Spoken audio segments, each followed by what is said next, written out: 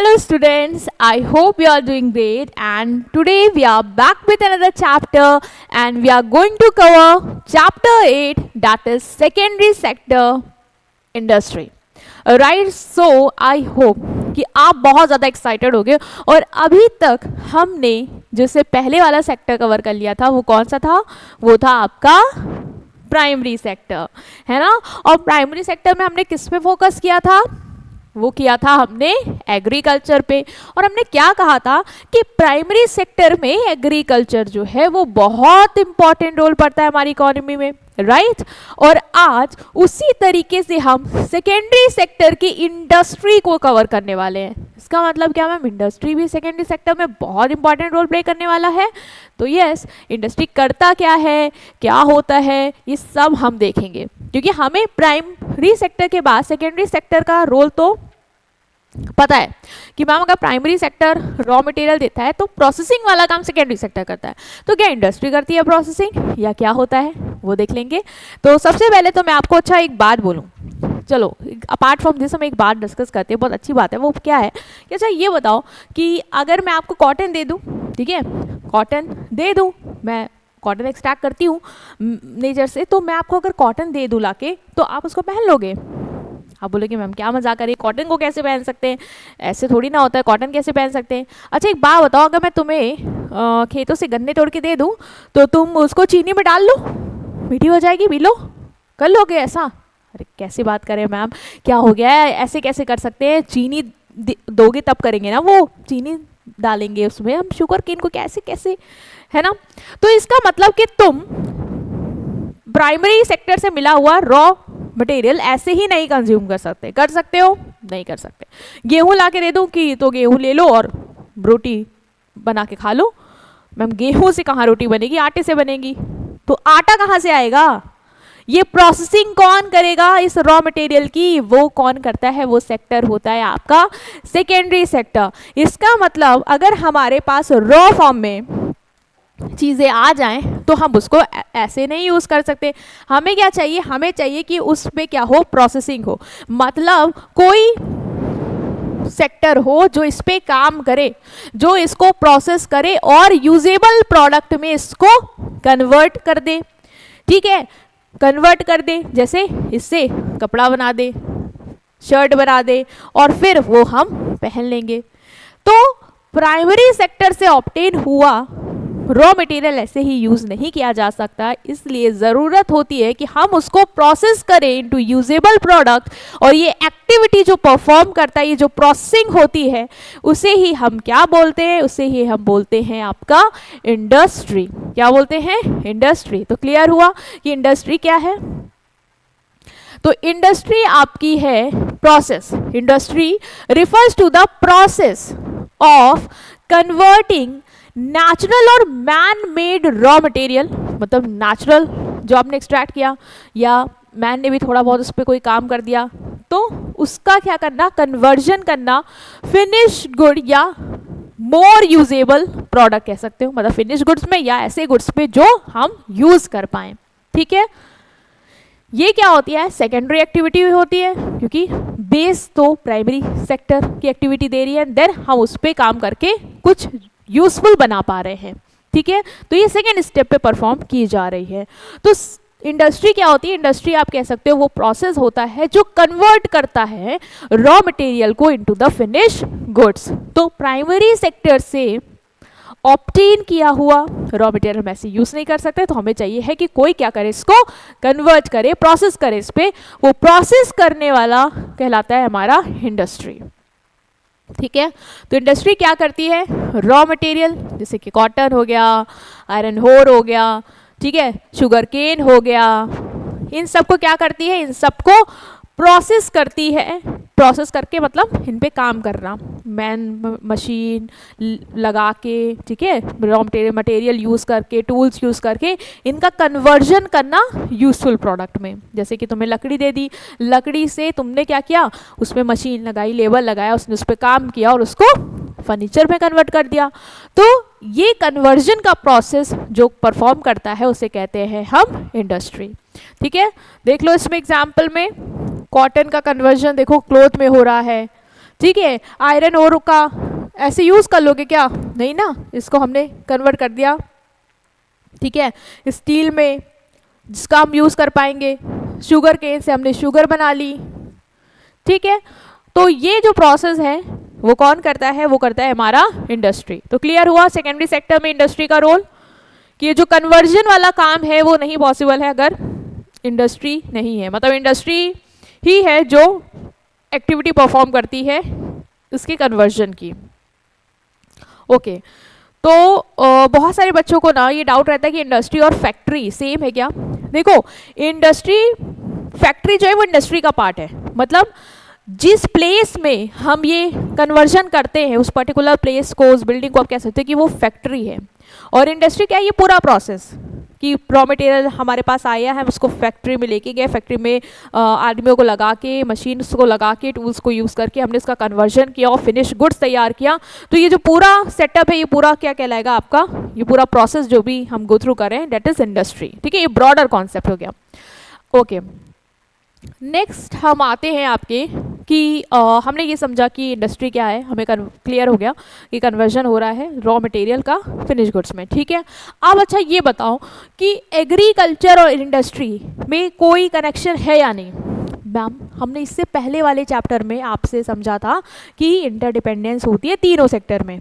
तो of course ma'am industry और agriculture में भी हमें पता है कि इंटरडिपेंडेंस है। ओके, मतलब ये लोग आपस में क्या करते हैं?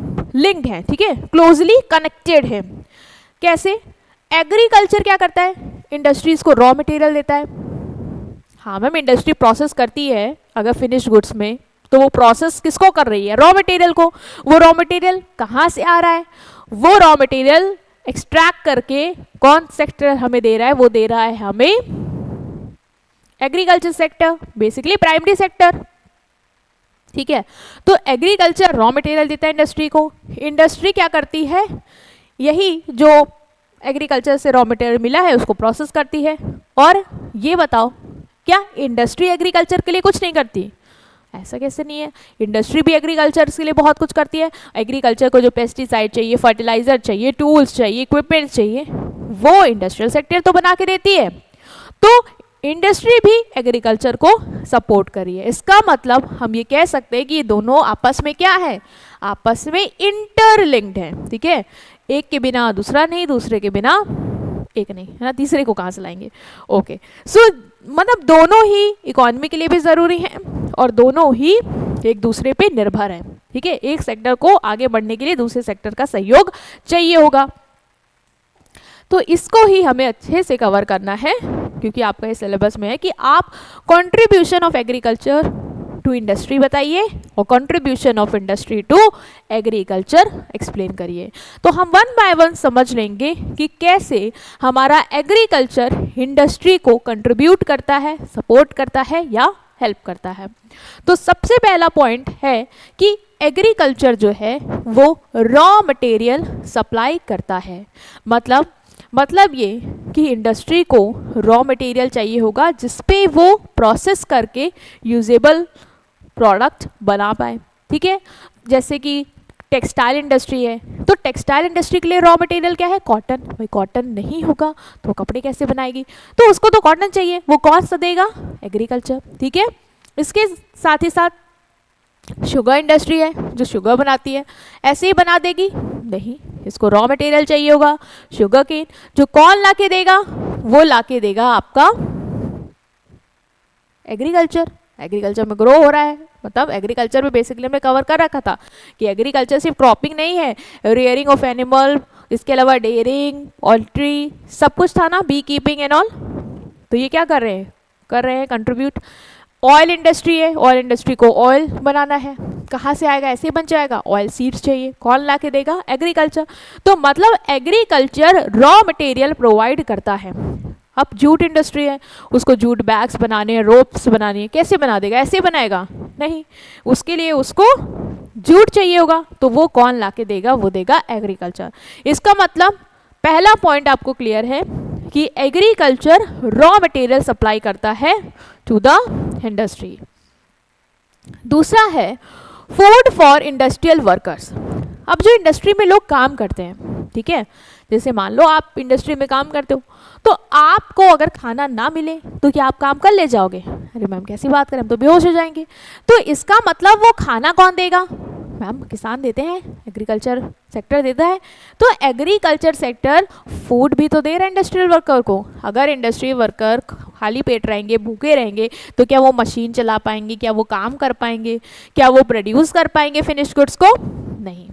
तो healthy food is equal to healthy worker, and when the workers are healthy तो वो इंडस्ट्रियल प्रोडक्शन बेटर तरीके से कर पाते हैं। ठीक है, तो फैक्ट्री इसीलिए चल पा रही है क्योंकि वर्कर्स को खाना मिल रहा है। तुम एक दिन ना खाना खाओ, अपना हाल देखो, वर्कर्स को कितनी मेहनत करनी है वहाँ पे, तो कैसे हो पाएगा? नहीं हो पाएगा।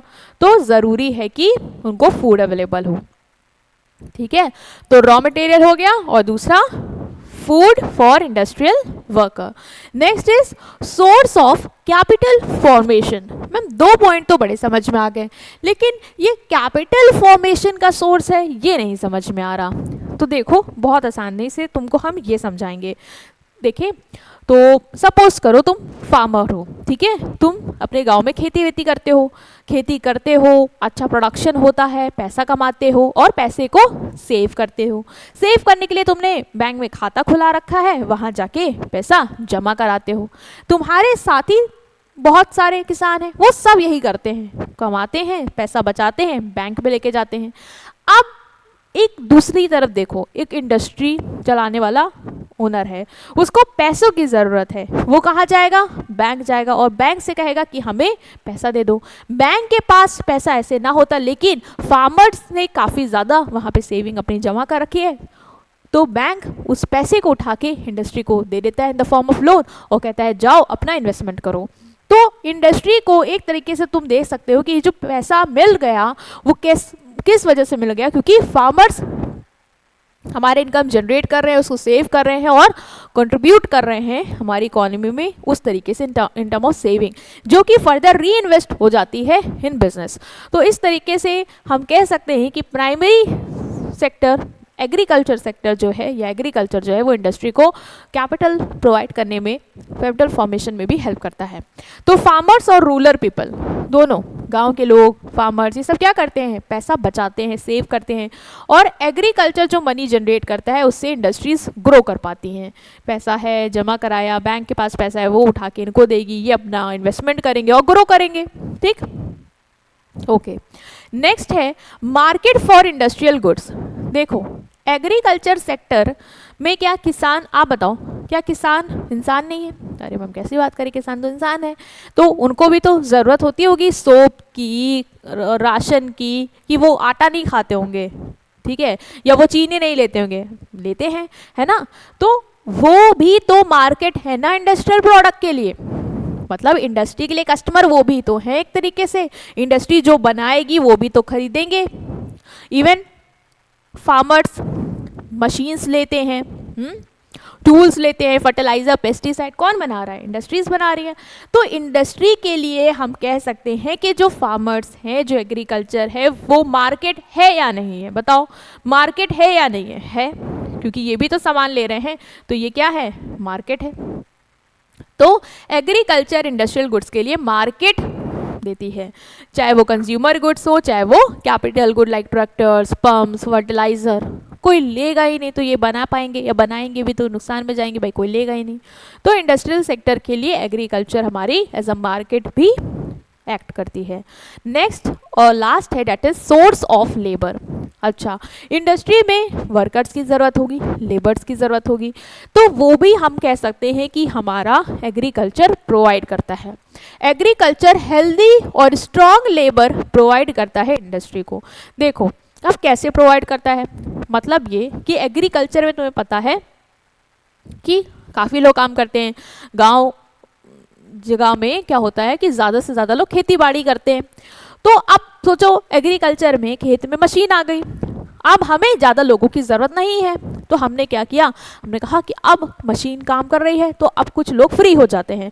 तो जब लोग फ्री हो गए तो वो काम ढूंढेंगे, तो काम ढूंढेंगे तो उनको काम कहाँ मिल पाएगा? काम उनको इंडस्ट्री में मिल सकता है।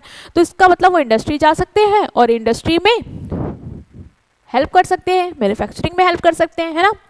तो तो एग्रीकल्चर में जब मशीन आ गई तो इससे क्या हुआ कि एग्रीकल्चर से लोग हटके इंडस्ट्री में गए, इंडस्ट्री में जाके एज अ लेबर काम कर रहे हैं। तो एग्रीकल्चर को हम कह सकते हैं कि एग्रीकल्चर हेल्दी और स्ट्रॉन्ग लेबर प्रोवाइड करता है इंडस्ट्री को मैन पावर एग्रीकल्चर से मिल जाती है। ठीक है, रूरल एरियाज में एग्रीकल्चर सेक्टर में जहाँ पे लोगों की ज़्यादा ज़रूरत नहीं है वो अपना इंडस्ट्री में जाके कंट्रीब्यूशन कर सकते हैं।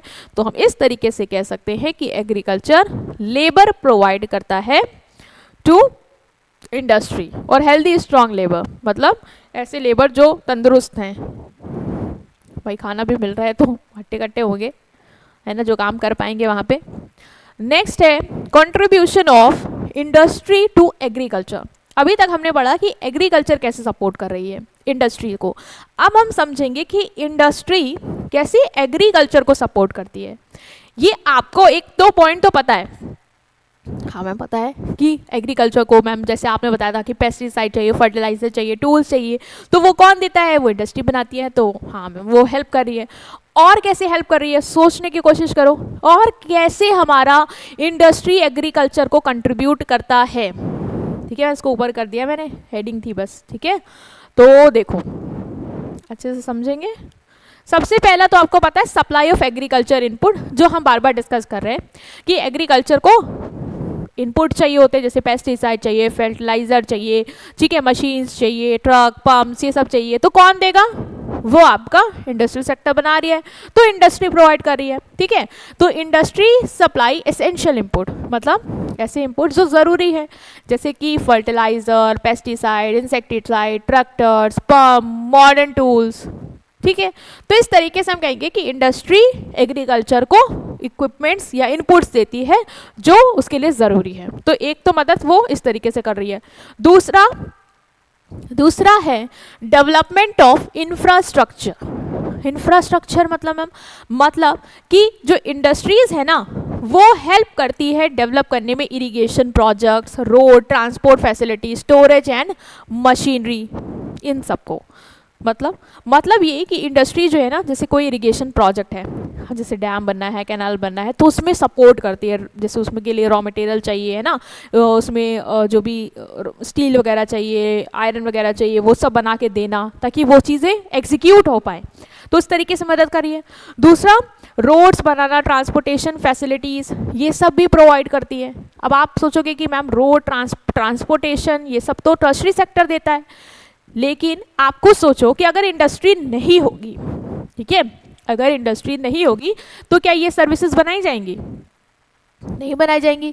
तो इसका मतलब इंडस्ट्री के लिए बनाई जा रही है, और इंडस्ट्री के लिए बनी है तो क्या सिर्फ इंडस्ट्री यूज़ करेगा, एग्रीकल्चर वाले भी तो यूज़ कर सकते हैं। किसानों को क्या अपना सामान दूसरी जगह नहीं भेजना है, रोड की इसकी उसको ज़रूरत नहीं पड़ेगी क्या, उसको अपना सामान वेयर हाउस में नहीं स्टोर करना है, करना है, तो इंडस्ट्री के थ्रू उसको भी ये बेनिफिट या फैसिलिटीज़ मिल जाती हैं। तो हम ये कह सकते हैं कि हमें इंफ्रास्ट्रक्चर के डेवलपमेंट में हमारी जो इंडस्ट्रीज़ हैं वो हेल्प आउट करती हैं।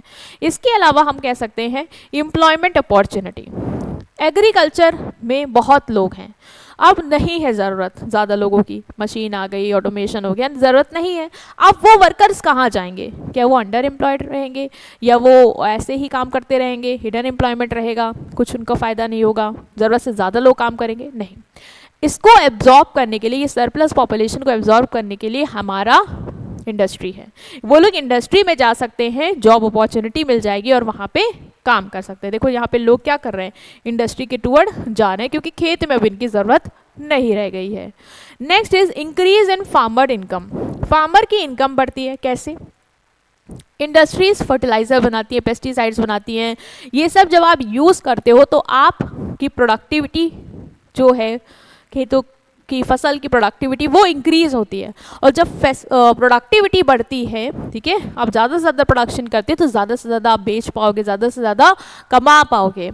तो इस तरीके से आपको हेल्प करती है इंडस्ट्रीज़ कि आप अपनी प्रोडक्टिविटी इंप्रूव करो। इंडस्ट्री आपको बेटर टेक्नोलॉजी, बेटर इक्विपमेंट्स बना के देती है, जिससे आप और अच्छे तरीके से खेती कर सकते हो। ठीक है, तो आपका इनकम जो है वो बढ़ेगा।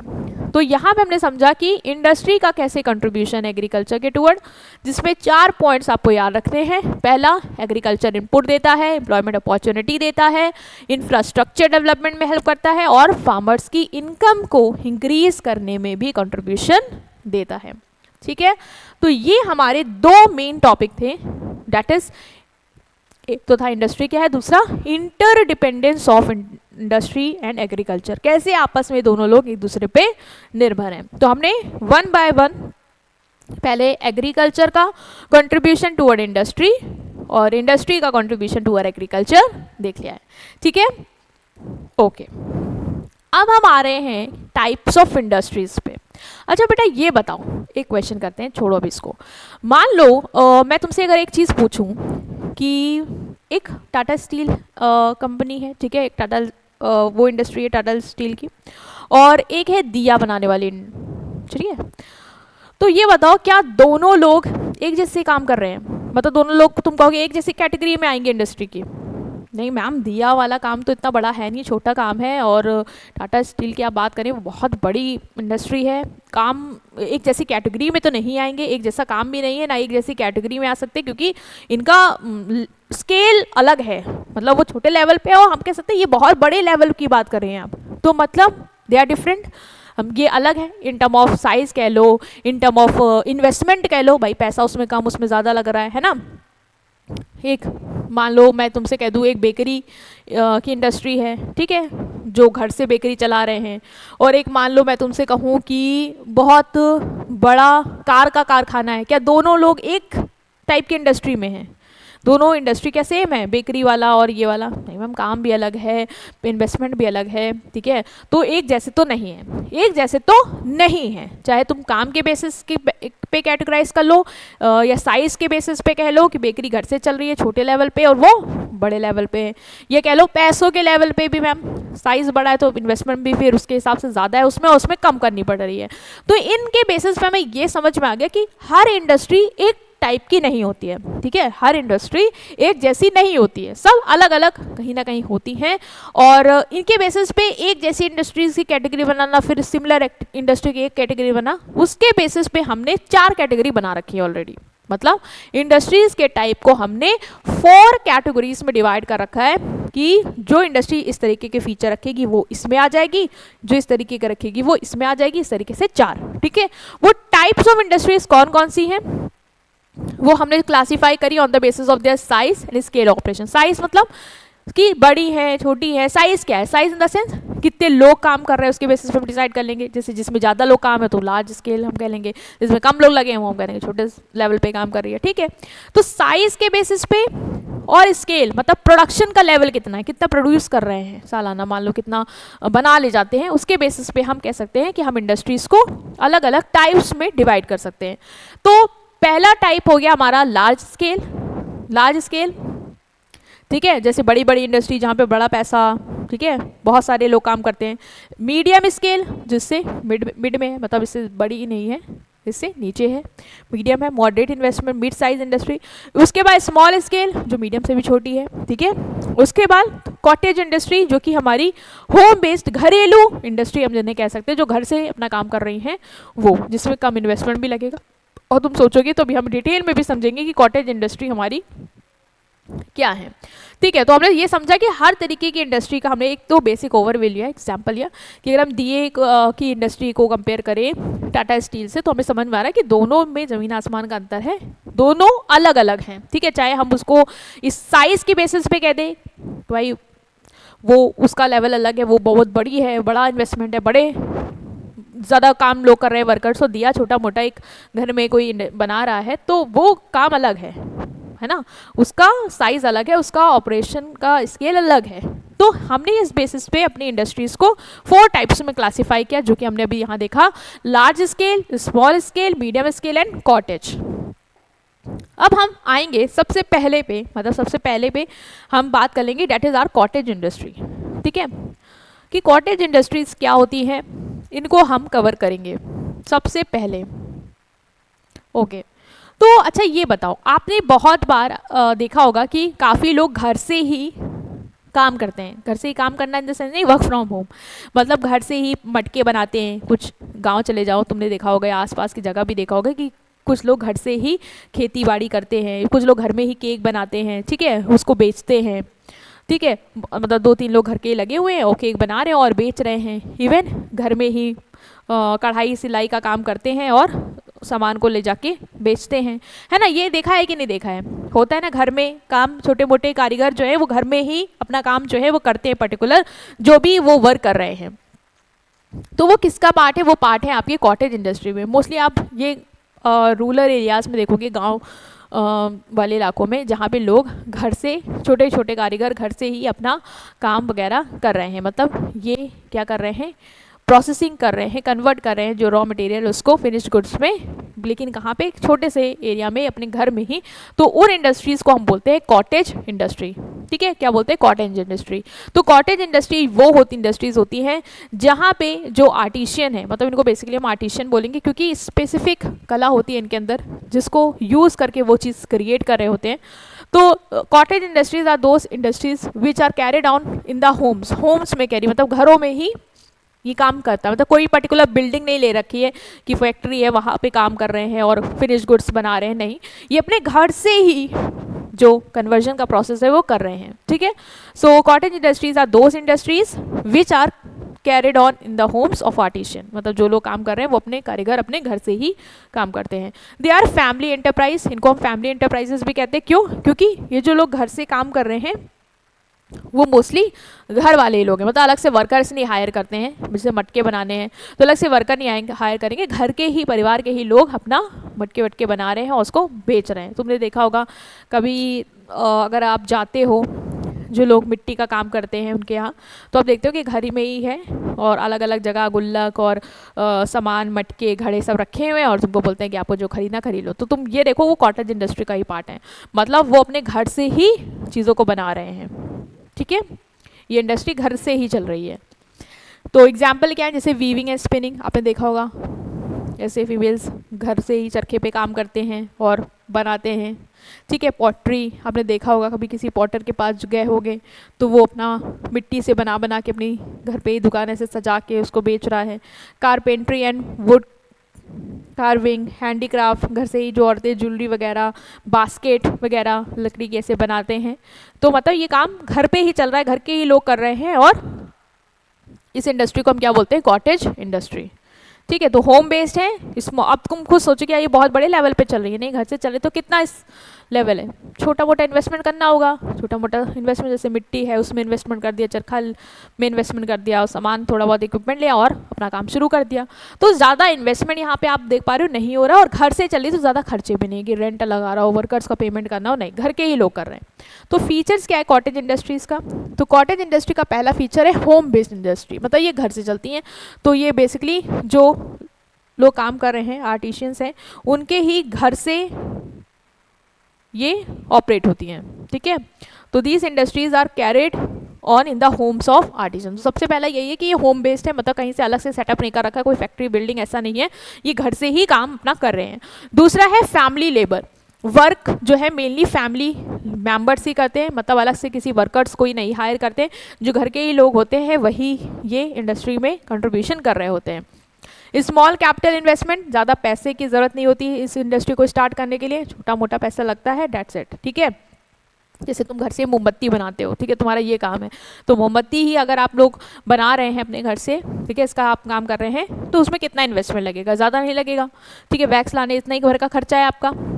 Next is limited use of machines, जो मशीन्स हैं उनका यूज़ की बात करें तो लिमिटेड होता है, मतलब ऐसे ही ये लोग मोस्टली टूल्स और चीज़ें यूज़ करते हैं जो हाथ से ही चल जाएं, जैसे चरखा देख रहे हो हाथ से ही चल रहा है, मतलब बड़ी मशीन और सेटअप की ज़रूरत नहीं है, क्योंकि अगर बड़ी मशीन और सेटअप की ज़रूरत होगी तो तुम्हें एरिया भी ज़्यादा लगेगा, तो घर से हो सकता पॉसिबल ना हो, जब बहुत बड़ा घर है तो हाँ, और अगर तुम बड़ा मशीन लग रहे हो तो इन्वेस्टमेंट भी अच्छा खासा लगा रहे हो, तो फिर ये कॉटेज में कहाँ से आ जाएगी। तो कॉटेज में बेसिकली लिमिटेड यूज़ होता है मशीन का, बहुत ही लिमिटेड, या तो अगर मशीन है भी तो बहुत ही साधारण इक्विपमेंट, ठीक है, बहुत हाई फाई नहीं।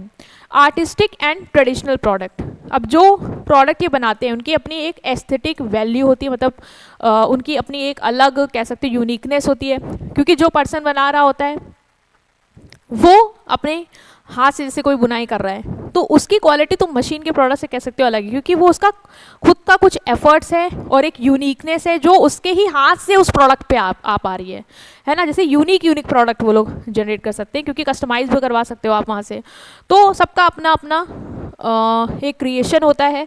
और जैसे किसी का मान लो सदियों से कोई परंपरा चली आ रही है किसी के परिवार में कि हमारे यहाँ इस तरीके की प्रोडक्ट हम बनाते आ रहे हैं, हमारे दादा परदादा बना रहे हैं, तो वो एक पीढ़ी, वो रिवाज भी इस तरीके से आप कैरी आउट कर सकते हो in the form of cottage industry.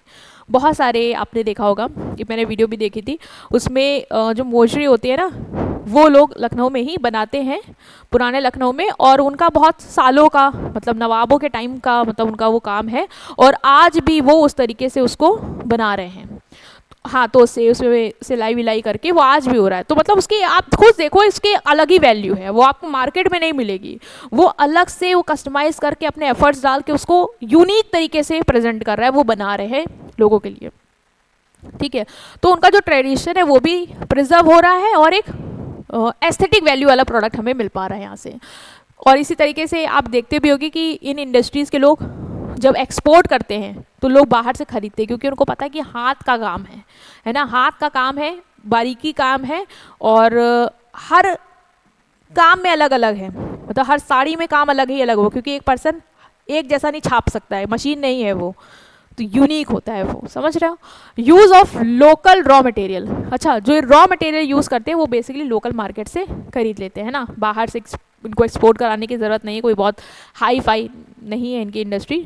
जो भी रॉ मटेरियल चाहिए होता है इनको वो ईजिली आसपास की दुकानों में अवेलेबल हो जाता है, वही ये यूज़ करते हैं। हेरिडिटरी स्किल, वही मैंने बताया, जनरेशन टू जनरेशन ये स्किल पास ऑन होती है।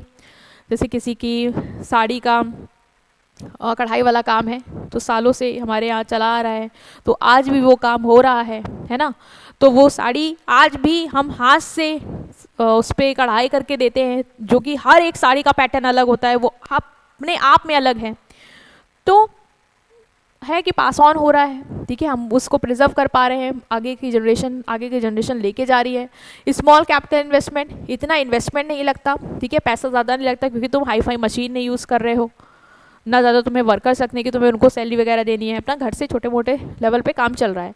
लोकल एंड एक्सपोर्ट मार्केट, जो ये प्रोडक्ट होते हैं वो लोकल मार्केट में तो बेचे ही जाते हैं, जैसे कि जो बास्केट हो गई, साड़ी वाड़ी जो भी आप कर रहे हो वो लोकल मार्केट में तो अवेलेबल है ही, इवन आप एक्सपोर्ट भी करते हो, क्योंकि फॉरेन कंट्री के लोग जो है ना वो यूनिक चीज़ों को ज़्यादा प्रेफर करते हैं। जैसे आप कारपेट बनाते हो, ठीक है, आपकी कारपेट की कॉटेज इंडस्ट्री, आप घर से हैंडमेड कारपेट्स तैयार करते हो तो वो यूनिक हैं, तो बाहर के लोग ऐसे चीज़ों को बहुत ज़्यादा प्रेफरेंस देते हैं, उन्हें ऑथेंटिक चीज़ें अट्रैक्ट करती हैं कि इसमें कुछ नयापन है जो हमें नहीं मिल सकता हर जगह, और बाकी कोई कॉपी भी नहीं कर सकता, ठीक है। तो ये हमारे कंट्री के लिए एक्सपोर्ट में भी हेल्प करती है, मतलब उसमें भी कंट्रीब्यूशन का अच्छा खासा रहता है। नेक्स्ट आते हैं हमारा small scale industry. Small scale industry की बात करें कि स्मॉल स्केल इंडस्ट्री क्या होती है। देखो, हमने कॉटेज इंडस्ट्री समझा वो इंडस्ट्री जो घर से चल रही है, ठीक है, यहाँ पे ना ज़्यादा पैसा लग रहा, ना ज़्यादा हाई फाई मशीन लग रही है, वर्कर्स भी अलग से नहीं आ रहे हैं, घर के ही लोग काम कर रहे हैं, और हो सकता है कि जो हेरिडिटरी स्किल है वही पास ऑन हुई है, मतलब जनरेशन से ये कारोबार घर से चला आ रहा है, तो आज की जनरेशन भी कर रही है, और एक्सपोर्ट में और लोकल मार्केट पे सेल आउट करते हैं, और इवन लोकल मार्केट से अपना रॉ मटेरियल लेते हैं। ये सब हमने समझा कॉटेज इंडस्ट्री में। अब हमारी जो इंडस्ट्री आती है वो आती है स्मॉल स्केल इंडस्ट्री। इसका मतलब ये कॉटेज इंडस्ट्री से बड़ी होगी, और जो मीडियम स्केल है उससे और लास्ट से तो छोटी होगी। तो स्मॉल स्केल इंडस्ट्री क्या होती है, इनको हम कैसे समझेंगे। देखो, स्मॉल स्केल इंडस्ट्री आपकी वो इंडस्ट्रीज होती हैं जहाँ पे जो इन्वेस्टमेंट है, मतलब लिमिट बता रखी है, जहाँ पे जो इन्वेस्टमेंट किया है हमने प्लांट मशीनरी में, लैंड बिल्डिंग में, वो हमारा 25 लाख और 5 करोड़ के बीच में होता है। तो अगर तुमको पता लगाना है कि कौन सी इंडस्ट्री लार्ज है, मीडियम है, स्मॉल है, तो आप ये जान सकते हो कि उसमें जो इन्वेस्टमेंट कर रखा है प्लांट मशीनरी में और या फिक्स एसेट्स में वो कितना है। अगर वो 25 लाख से आपका 5 करोड़ के बीच में है तो वो कौन सी इंडस्ट्री है, वो है आपकी स्मॉल स्केल, मतलब वो इंडस्ट्री जो स्मॉल स्केल पे रन कर रही है, ठीक है। Investment is done mostly by local entrepreneur to produce goods. अब देखो इन्वेस्टमेंट इतना ज़्यादा नहीं है, 25 लाख 5 करोड़ के बीच का ही है।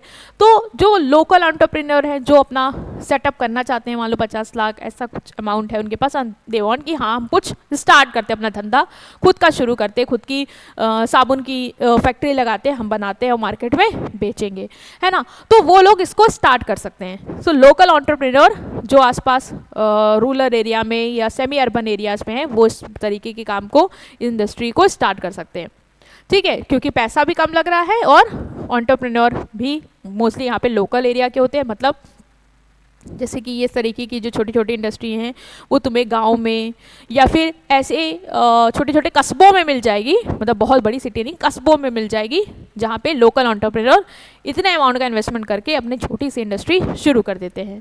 काम बेसिकली कौन कौन से इंडस्ट्री के एग्जाम्पल क्या हो सकते हैं, जैसे फूड प्रोसेसिंग कोई है, ठीक है, उसको अचार की फैक्ट्री डालनी है छोटा सा तो डाल सकता है। टेक्सटाइल गारमेंट, कपड़ों की फैक्ट्री डालनी है, मान लो टी शर्ट बनाना है, उसका उसने इन्वेस्टमेंट कर दिया, ठीक है, मान लो 1 करोड़ रुपए लगा दिया, एक हमने इंडस्ट्री सेटअप कर दी और हम उसको चला रहे हैं, ठीक है, ज़्यादा इन्वेस्टमेंट भी नहीं लग रहा, क्योंकि इन्वेस्टमेंट तुम्हें अभी लग रहा हो कि 25 लाख से 5 करोड़ तुम्हें बहुत ज़्यादा इन्वेस्टमेंट, आप छोटा कैसे कर रही है। बाकी अभी तुम कंपेयर करोगे जब मीडियम से और लार्ज से, तब समझ में आएगा कि ये उतना ज़्यादा नहीं, ये कम है, 25 लाख से 5 करोड़ उनके कंपैरेटिव कम है, इसलिए हम कह रहे हैं ये स्मॉल स्केल है, ठीक है। इलेक्ट्रॉनिक मैन्युफैक्चरिंग, ये सब इसके टाइप्स हो सकते हैं कि मतलब इस तरीके का तुम छोटे मोटे इंडस्ट्री सेटअप कर सकते हो। स्मॉल स्केल इंडस्ट्रीज़ के क्या फीचर्स हैं, ये क्या क्या अपने में खूबियाँ रखती है, ये समझते हैं। देखो स्मॉल स्केल इंडस्ट्री सबसे पहले तो स्मॉल लेवल पे है, तो ये भी रॉ मटेरियल जो भी एक्वायर करते हैं वो लोकल मार्केट से ही ले लेते हैं। मतलब इनको भी ये नहीं कि हम एक्सपोर्ट कराएंगे या बाहर से लाएंगे। मतलब तो सोचो ना, अगर तुम एक्सपोर्ट करा रहे हो या बहुत दूर से ला रहे हो तो उसका आने जाने का भाड़ा, मंगाने का, ये सभी तुम्हारा इतना ज़्यादा लग जाएगा। तो तुम एज स्मॉल स्केल पे हो, मतलब तुम्हारे यहाँ स्मॉल स्केल मतलब क्या, तुम्हारे यहाँ जो बिज़नेस का प्रोडक्शन का लेवल है वो इतना ज़्यादा नहीं है, वर्कर्स उतने ज़्यादा नहीं, तुम हाई टेक मशीन नहीं यूज़ कर रहे हो, तो तुम खुद सोचो जब तुम इतना पैसा इन सब में बचा रहे हो तो तुम क्या उसमें इतना लगाने को तैयार हो जाओगे? नहीं। इसीलिए जो ये इंडस्ट्रीज़ होती हैं वो लोकल एरिया से ही, रॉ मटेरियल आसपास के एरिया से ही अपना रॉ मटेरियल एक्वायर कर लेती हैं और अपना काम शुरू कर देती हैं, ठीक है। Hired worker are employed, basically अब बताओ कॉटेज इंडस्ट्री में कौन काम कर रहा था? बेसिकली फैमिली मेंबर्स, है ना, जो घर परिवार के लोग हैं वही लगे थे, वहाँ पे हम वर्कर नहीं हायर करते थे। बट ये उससे बड़ी है, तो यहाँ पे हमें वर्कर्स की ज़रूरत पड़ेगी, ठीक है। तो यहाँ पे हम वर्कर्स को हायर कर लेते हैं और फैमिली मेम्बर्स तो अगर है तो हैं, ठीक है, फैमिली मेम्बर्स हैं तो हैं। मान लो 50 लोग की ज़रूरत है साबुन बनाने की, जो हमने कारखाना डाला है, ठीक है। तो जब हमें 50 लोगों की ज़रूरत है तो हम मान लो 10 लोग घर वाले हो गए तो 40 हम हायर कर लेंगे, उनसे काम शुरू कर देंगे। चीप बट स्किल्ड लेबर, यहाँ पे जो लेबर लगते हैं आपके वो स्किल्ड होते हैं, मतलब जो भी आप काम करो उसको भाई उसका पता होना चाहिए कि वो कैसे होगा, ठीक है। और हम ज़्यादा वर्कर्स नहीं रखते हैं, मतलब कम ही वर्कर्स की ज़रूरत पड़ती है, इसलिए हमें ज़्यादा वर्कर्स पे खर्चा नहीं करना पड़ता, तो हमारी कॉस्ट भी उस लेवल पे कम आती है, ठीक है। नेक्स्ट है मॉडरेट कैपिटल इन्वेस्टमेंट, वहाँ पे कैपिटल इन्वेस्टमेंट बहुत कम था, यहाँ पे मीडियम है, मतलब ज़्यादा नहीं है। कॉटेज इंडस्ट्री के कंपेरेटिव बात करो तो कैपिटल इन्वेस्टमेंट मॉडरेट है। कॉटेज इंडस्ट्री में तो आपका था ही नहीं, ज़्यादा था ही नहीं। अगर हम लार्ज स्केल से कंपेयर करें, लार्ज स्केल से कंपेयर करें या मीडियम से कंपेयर करें तो यहाँ पे उनके मुकाबले जो इन्वेस्टमेंट है वो क्या है? मॉडरेट है। तो capital investment is more than cottage industry but much less than large scale industry. Cottage industry से तो इन्वेस्टमेंट है यहाँ पे ज़्यादा, क्योंकि वहाँ पे तो बहुत कम हो रहा था, वो घर से ही चल रही थी। बट यहाँ पे हम वर्कर भी हायर कर रहे हैं, मशीन्स भी यूज़ कर रहे हैं, ठीक है, ज़्यादा हाईटेक नहीं, लेकिन हाँ कुछ बहुत तो मशीन लगानी ही पड़ेगी भाई, अब बल्क में आप बना रहे हो चीज़ों को, ठीक है।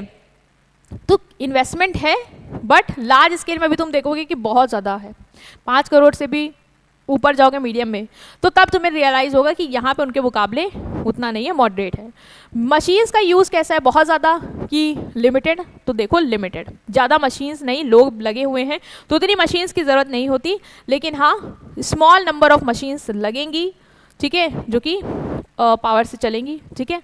तो मशीन भी यूज़ होगी बट लार्ज स्केल से कंपेयर करोगे तो उसके मुकाबले उतनी ज़्यादा नहीं, बट यूज़ होगी। कॉटेज इंडस्ट्री में तो ज़्यादा हम मशीन यूज़ ही नहीं कर रहे थे, हाथों से ही काम चल जा रहा था या बहुत छोटे मोटे टूल से ही काम चल रहा था, लेकिन यहाँ पे मशीन्स वगैरह लगेंगी।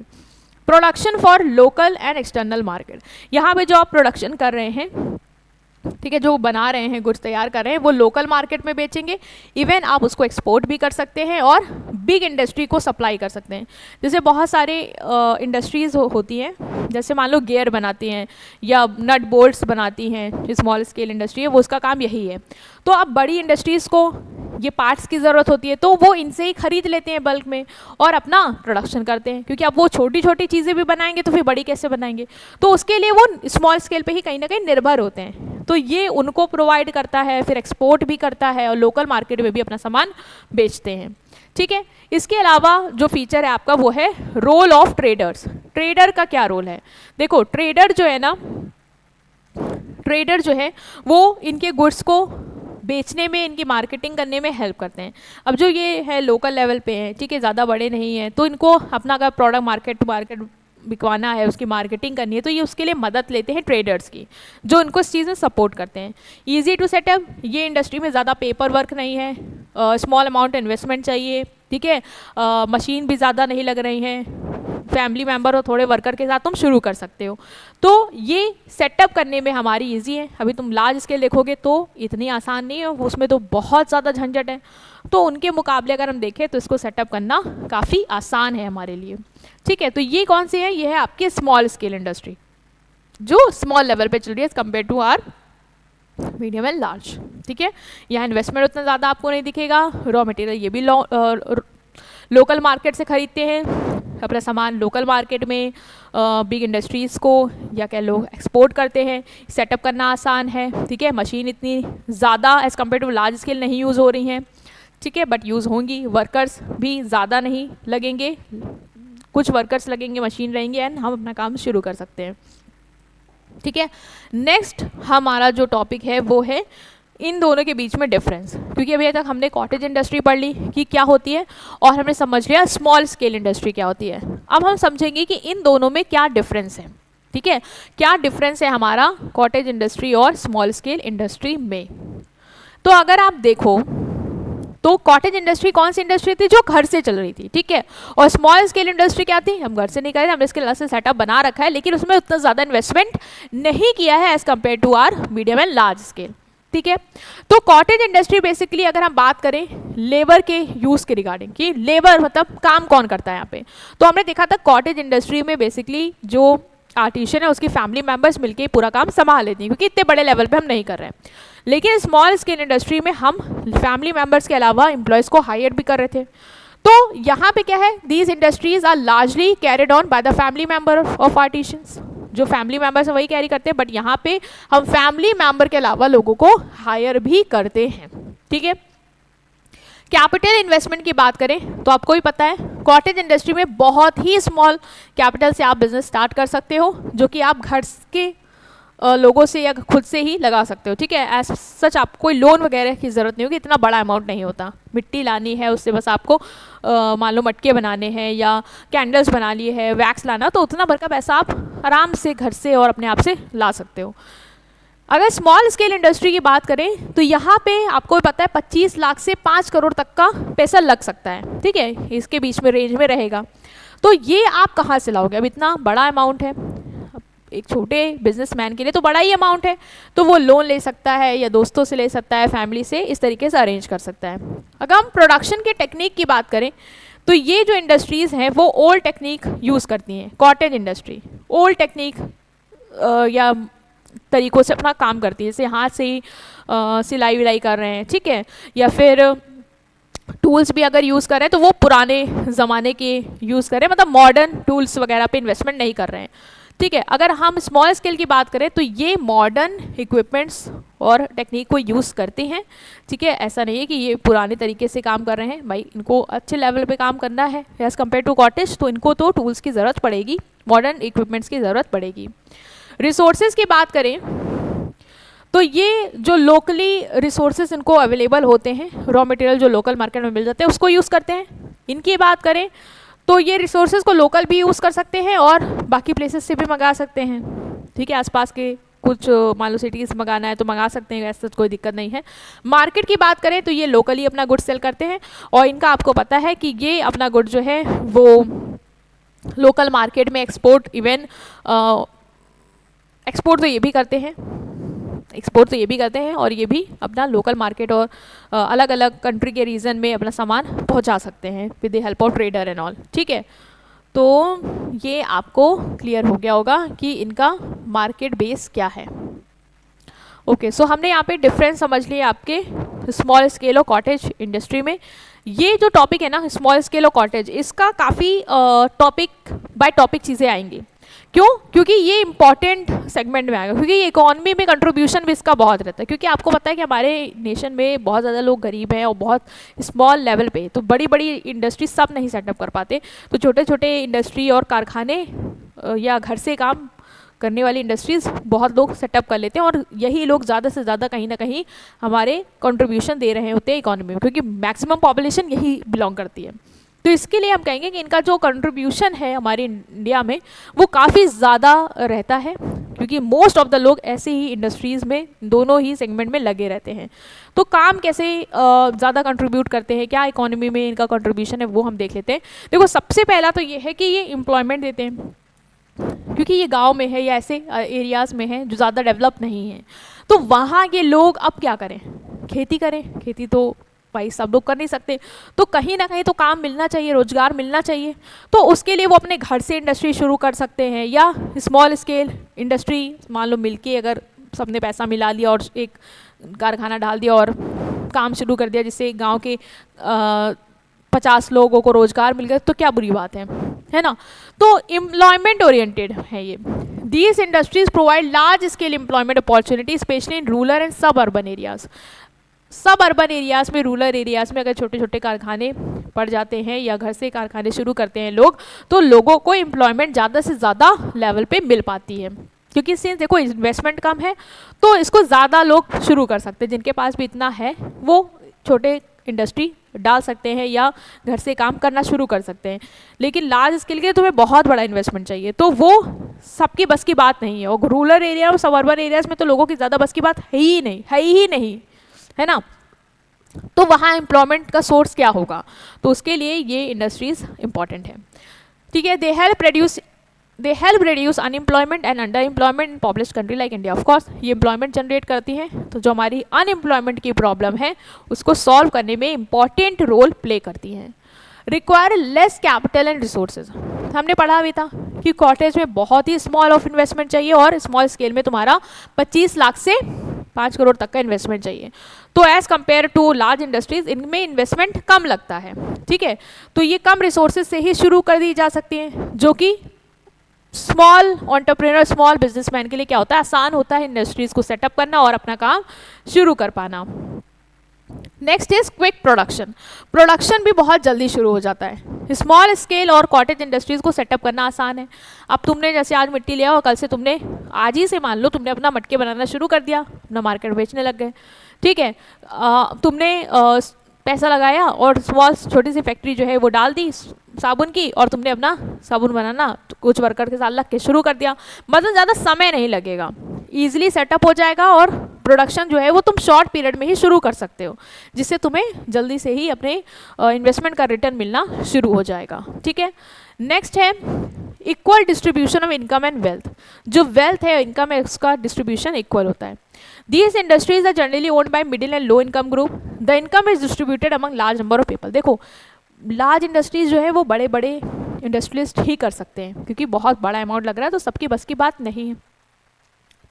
लेकिन जो स्मॉल स्केल इंडस्ट्री है, कॉटेज इंडस्ट्री है, वो छोटे छोटे व्यापारी भी शुरू कर सकते हैं आराम से।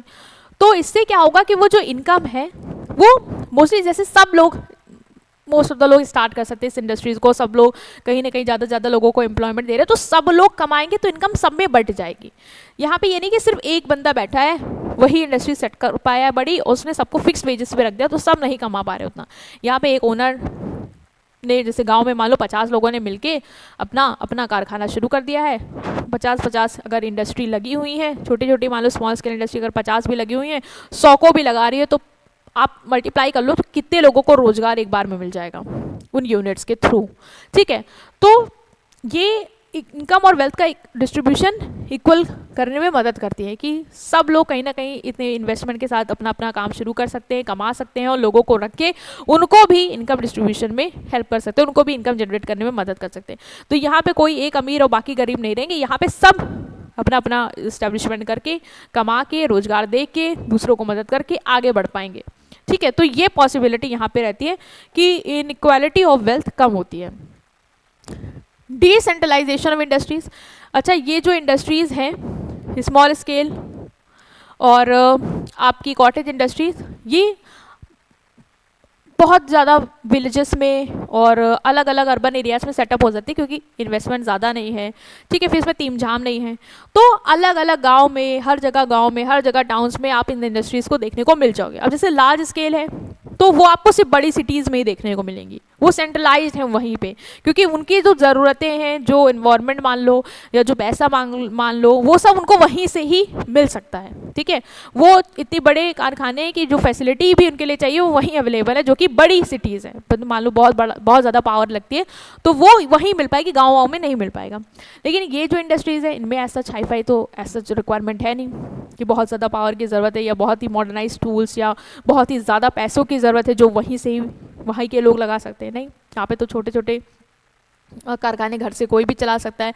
ये स्मॉल स्केल इंडस्ट्रीज़ का सेटअप जो थोड़े भी अच्छे मतलब बिजनेसमैन है वो स्टार्ट कर सकते हैं।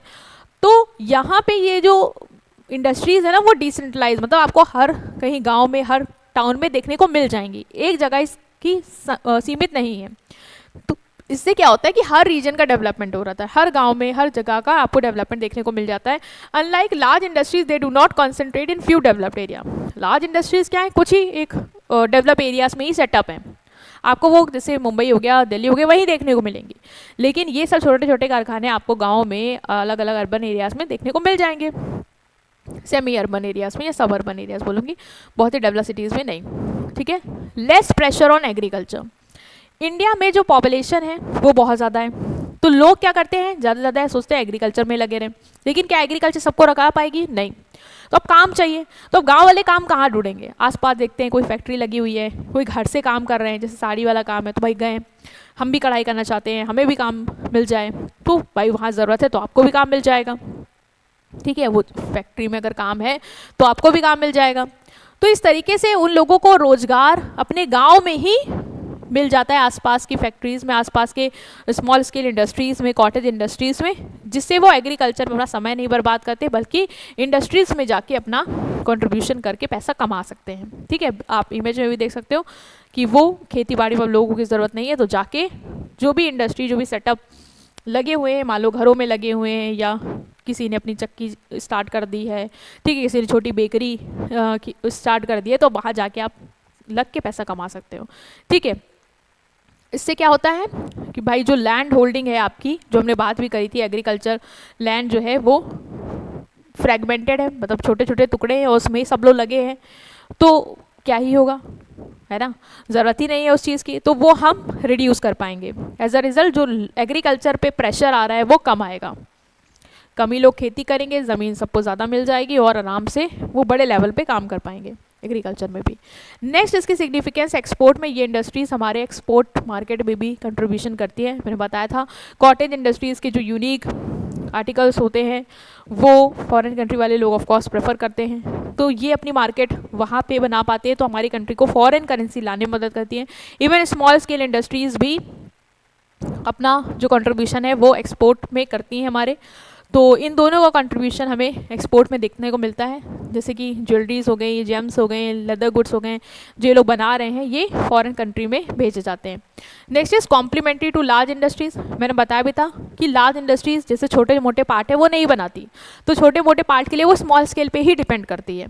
जैसे गियर हो गया, हार्डवेयर हो गए, एसेसरीज हो गई, ये सब स्मॉल स्केल पर ही डिपेंड करते हैं।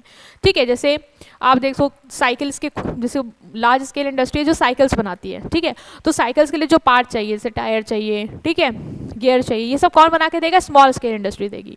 तो स्मॉल स्केल इंडस्ट्री का कंट्रीब्यूशन लार्ज स्केल इंडस्ट्रीज के टूवर्ड भी है। लार्ज स्केल इंडस्ट्री अगर सर्वाइव कर पा रही है इस छोटे छोटी चीज़ों को ना बना के, ठीक है, किसी पे डिपेंड होके, तो वो सेक्टर कौन है? वो हमारा स्मॉल स्केल इंडस्ट्रीज ही है। ठीक है। Check on migration of rural population. सोचो अगर रूरल पॉपुलेशन को एम्प्लॉयमेंट नहीं मिलेगा तो वो अर्बन एरियाज़ में क्या करेंगे भाई? भागेंगे कि सिटीज़ में ही जाए, वहीं काम मिल जाए। लेकिन अगर हमारे रूरल एरियाज़ में, गांव में ही कॉटेज इंडस्ट्रीज़ लगी हुई हैं, लोग घर से काम कर रहे हैं अपने अपने खुद ही के सेटअप में, या फिर स्मॉल स्केल इंडस्ट्रीज़ लगी हुई हैं, लोगों को रोज़गार दे रही हैं, तो उन्हें कहीं और जाने की या भटकने की ज़रूरत नहीं पड़ेगी। ठीक है, तो उनको लोकल एरिया में ही एम्प्लॉयमेंट मिल जाएगा और ये माइग्रेशन वाली प्रॉब्लम हम क्या कर पाएंगे? रिड्यूस कर पाएंगे। So development of rural industries reduce large scale migration to urban areas. जो बहुत बड़ा माइग्रेशन होता है ना कि लोग शहरों में भाग रहे हैं, उसको रिड्यूस करने में हमारा रूरल इंडस्ट्रीज हेल्प करती हैं।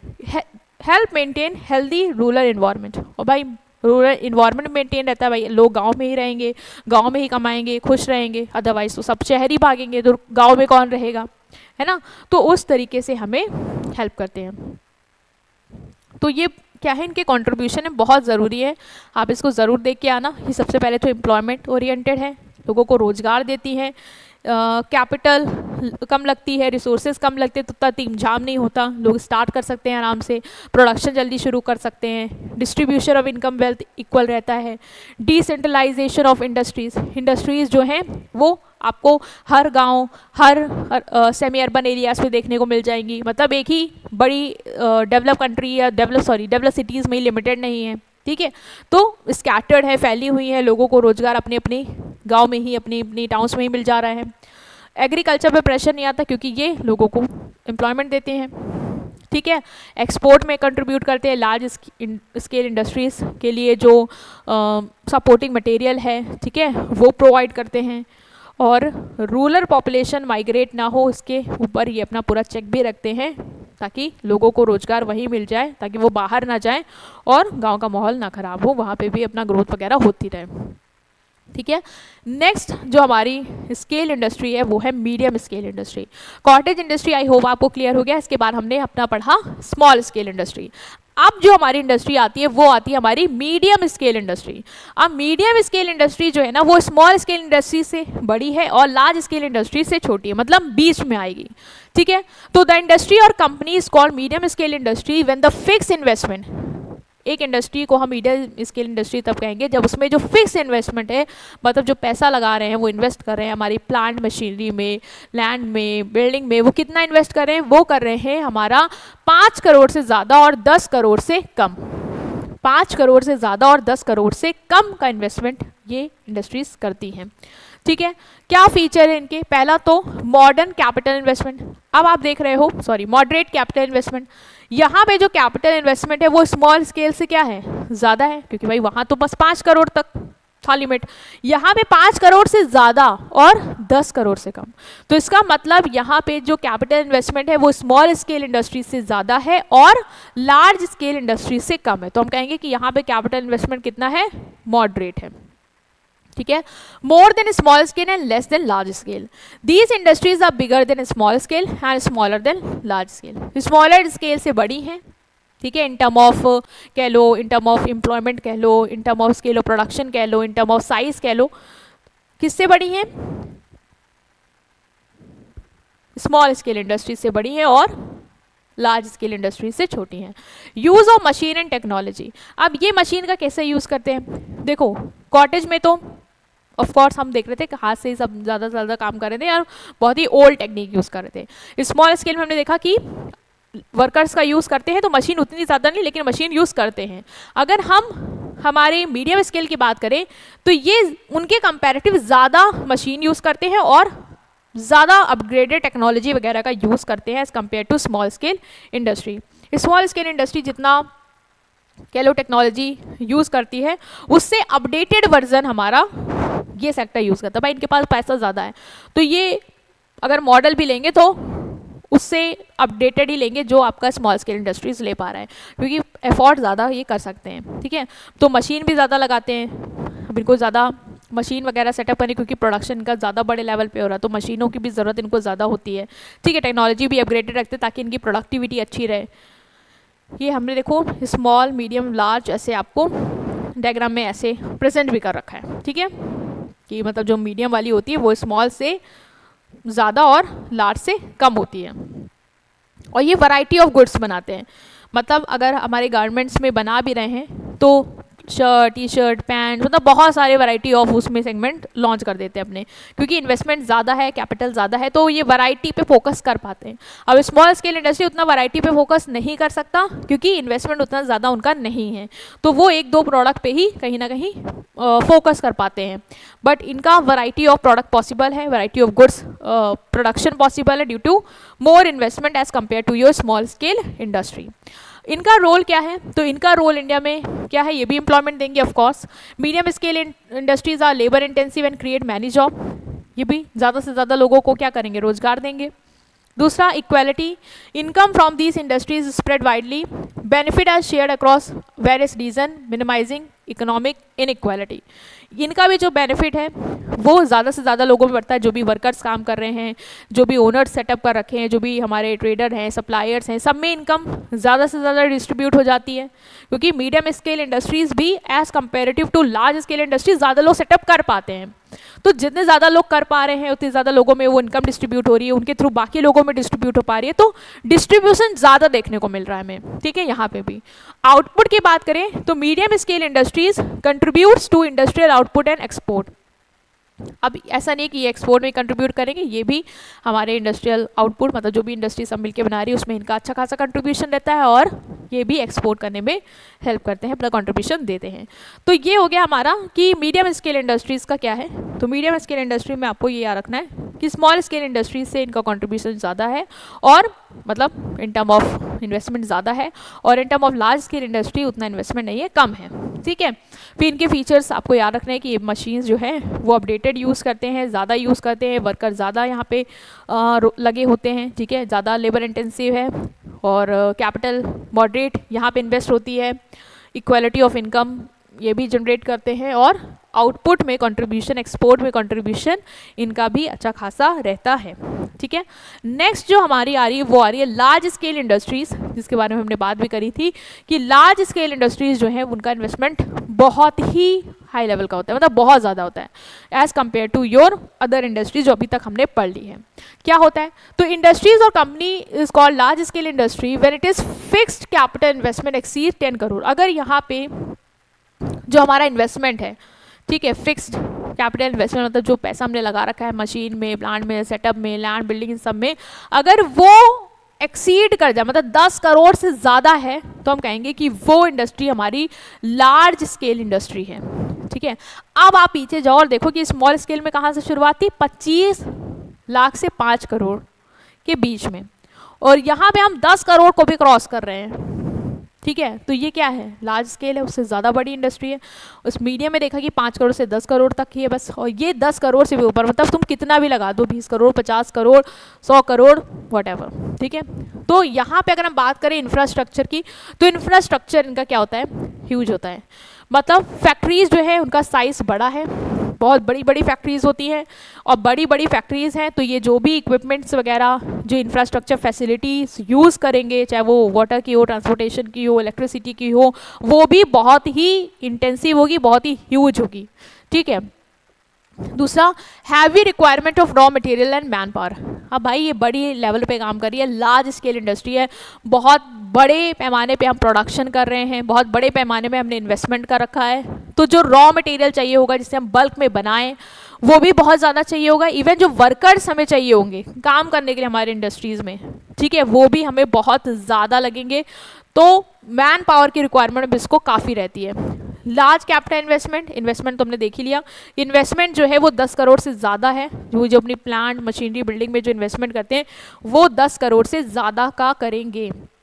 अब देखो शिप बिल्डिंग में तुम्हें क्या लगता है, जो इंडस्ट्री शिप बिल्ड करती है उनका क्या इन्वेस्टमेंट बहुत कम होगा? ऑफ कोर्स नॉट, बहुत ज़्यादा होगा। कितने ज़्यादा वर्कर्स लगेंगे इस काम को करने के लिए, ठीक है, उतना ज़्यादा इनको updated machine, technology, infrastructure facility लगेगी, ठीक है, शिप बिल्डिंग हो गया, आयरन और स्टील की इंडस्ट्री हो गई, टेक्सटाइल इंडस्ट्री हो गई बड़े लेवल पे, ठीक है, हैवी मशीनरी बनाने की जो इंडस्ट्रीज हो गई, ये सब क्या है, लार्ज स्केल इंडस्ट्रीज का एग्जाम्पल है आपके, ठीक है। नेक्स्ट इसके भी फीचर्स को देख लेंगे। तो सबसे पहले हमें ये तो क्लियर है कि रॉ मटेरियल ये ह्यूज क्वांटिटी पे यूज़ करती हैं, लार्ज स्केल है, बड़े लेवल पर प्रोडक्शन हो रहा है, तो ऑफकोर्स रॉ मटेरियल तो हमें ज़्यादा से ज़्यादा ही चाहिए होगा, तो vast amount of raw material, ठीक है, इवन लोकल एरिया से नहीं, दूर दूर एरिया से भी वो मटेरियल अपना एक्वायर करते मंगाते हैं। मैसिव लेबर फोर्स, जो लेबर यहाँ पे काम कर रहे हैं वो बहुत ज़्यादा होते हैं, क्योंकि खुद सोचो कि बड़ी स्केल पे इंडस्ट्री रन हो रही है, बहुत बड़े लेवल पे हम प्रोडक्शन कर रहे हैं, तो क्या कुछ लोगों से हो जाएगा काम, नहीं, बहुत ज़्यादा लोगों की ज़रूरत पड़ेगी एज़ कम्पेयर टू हमारा जो अभी तक हमने देखा मीडियम स्मॉल, उसमें जितने लोग के लग रहे थे उससे कितने गुना यहाँ पे लोगों को लगने वाली है, ठीक है, मतलब मोर देन 1000 ऑफ वर्कर की ज़रूरत है। वहाँ तो आप देख रहे थे 50, 100, ठीक है, 1000 इतने ही वर्कर, लेकिन यहाँ पे 1000 का, ठीक है, यहाँ पे 1000 से भी ज़्यादा वर्कर्स की आपको ज़रूरत है, ठीक है, लाखों की ज़रूरत हो सकती है। स्किल्ड एंड ट्रेंड लेबर, यहाँ पे जो एम्प्लॉयज़ आपको दिखेंगे वो स्किल्ड होंगे, मतलब यहाँ पे जो काम है उस हिसाब से सारे वर्कर्स आपको देखने को मिलेंगे, ट्रेंड होंगे, जैसे मैनेजर की पोस्ट होगी, operational manager, directors and all, ये सारे लोग आपको दिखेंगे जो चीज़ों को मैनेज कर रहे होंगे, मार्केटिंग कर रहे होंगे, हैंडल कर रहे होंगे। कैपिटल इन्वेस्टमेंट ऑफकोर्स 10 करोड़ से ज़्यादा है, ठीक है। मशीन्स जो है वो क्या मॉडर्नाइज है नहीं, यहाँ पे तो फुली ऑटोमेटिक मशीन्स वगैरह यूज़ होंगी, ठीक है, जिसमें हम अपना काम बहुत ही तेज़ी से कर सकते हैं, ज़्यादा वर्कर्स को उसमें लगा के वेस्ट भी नहीं करना है, सिर्फ ऑपरेशन में देखना है, बाकी वर्कर्स को हम और कहीं लगा के अपना फोकस कर पाएंगे। तो मतलब मशीन जो है वो ऑटोमेटेड होती है, सेमी ऑटोमेटेड नहीं बल्कि फुली ऑटोमेटेड होती है, ठीक है। High heavy operated machine, heavy power operated machine, ऐसी मशीन जिनमें बहुत ज़्यादा एनर्जी का, पावर का यूज़ हो रहा होगा, उस तरीके की मशीन्स हम यहाँ पे सेटअप करते हैं, क्योंकि बहुत बड़े लेवल पे काम कर रहे हैं हम, जो लोड संभाल पाएँ।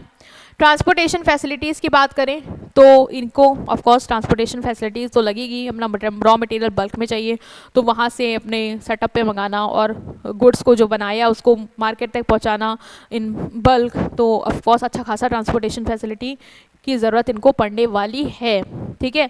तो अभी तक हमने देखा कि large scale industries, medium scale industries, small scale industries, cottage industries, ये सब क्या होती हैं, और हमें समझ में आया कि अलग अलग टाइप ऑफ इन्वेस्टमेंट से कितना रॉ मटेरियल लग रहा है, कितने वर्कर लग रहे हैं, मशीन्स कितनी लग रही हैं, मॉडर्न लग रही है, सेमी लग रही है, पुरानी लग रही है, इन सब के बेसिस पे हमने समझा कि हमारी इंडस्ट्रीज़ को हम क्लासीफाई कर पा रहे हैं और अलग अलग नेचर्स को रखते हुए इंडस्ट्रीज़ को एक एक करके कैटेगरीज में डाल सकते हैं, ठीक है।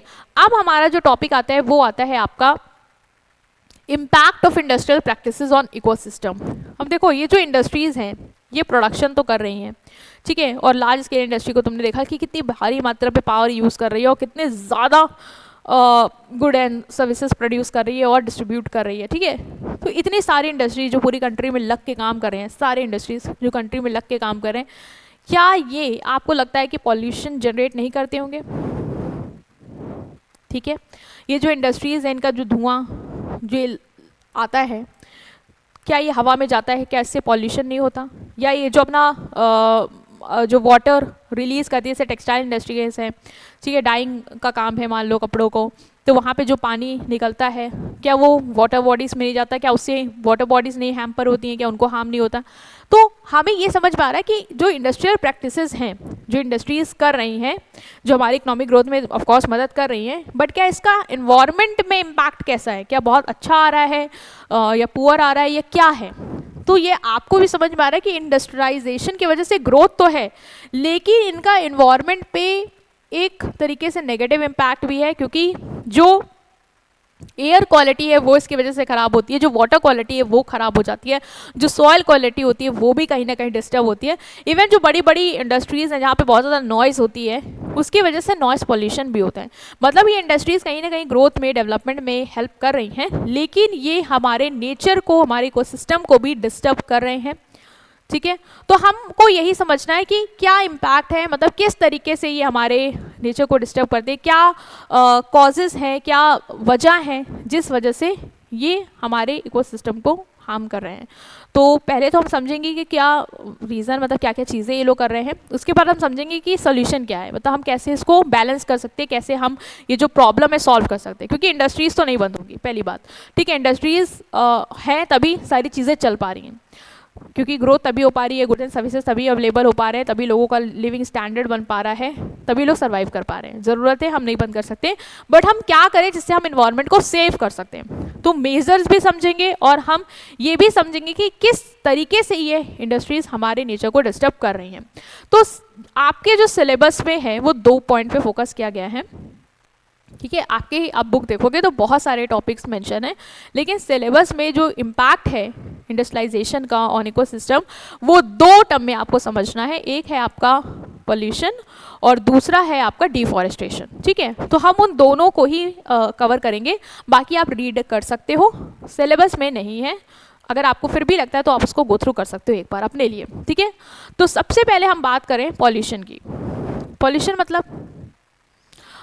मतलब कि हार्मफुल गैसेस रिलीज़ करना, ठीक है, या फिर हार्मफुल केमिकल रिलीज़ करना, पॉल्यूटेंट रिलीज़ करना, जिसकी वजह से जो हमारा इन्वायरमेंट है वो अपनी प्योरिटी को खो दे रहा है, ठीक है, वो हार्म हो रहा है, उसका जो बैलेंस है वो डिस्टर्ब हो रहा है, ठीक है। तो इंडस्ट्रीज़ हमें पता है कि बहुत तरीके के पॉल्यूशंस को क्रिएट करते हैं, जिसकी वजह से इन्वायरमेंट को क्या होता है, हार्म होता है। अब इंडस्ट्रीज़ करती क्या, अब इंडस्ट्रीज़ में जैसे कोई कारखाना है जिसमें जैसे आपने देखा होगा कि जूते बनते हैं, तो आप देखते हो बहुत ज़्यादा धुआं निकलता है, तो वो जो धुआं है वो जा कहाँ रहा है, एयर में जा रहा है, ठीक है। अब जैसे कि टेक्सटाइल इंडस्ट्रीज़ हो गई, केमिकल इंडस्ट्रीज़ हो गई, जो केमिकल्स का यूज़ करते हैं वो क्या करते हैं, केमिकल रिलीज़ करते हैं जो पानी में जाता है, जिससे पानी ख़राब होता है, ठीक है। पानी ख़राब होता है, उससे हमें तो नुकसान होता है और जो एक्वेटिक एनिमल्स हैं उनको भी दिक्कत होती है। सॉइल, जो ये लोग अपना वेस्ट डंप कर देते हैं आसपास के लैंड में, उससे क्या हो रहा है, सॉइल में वो केमिकल जा रहे हैं, जिससे सॉइल ख़राब हो रही है।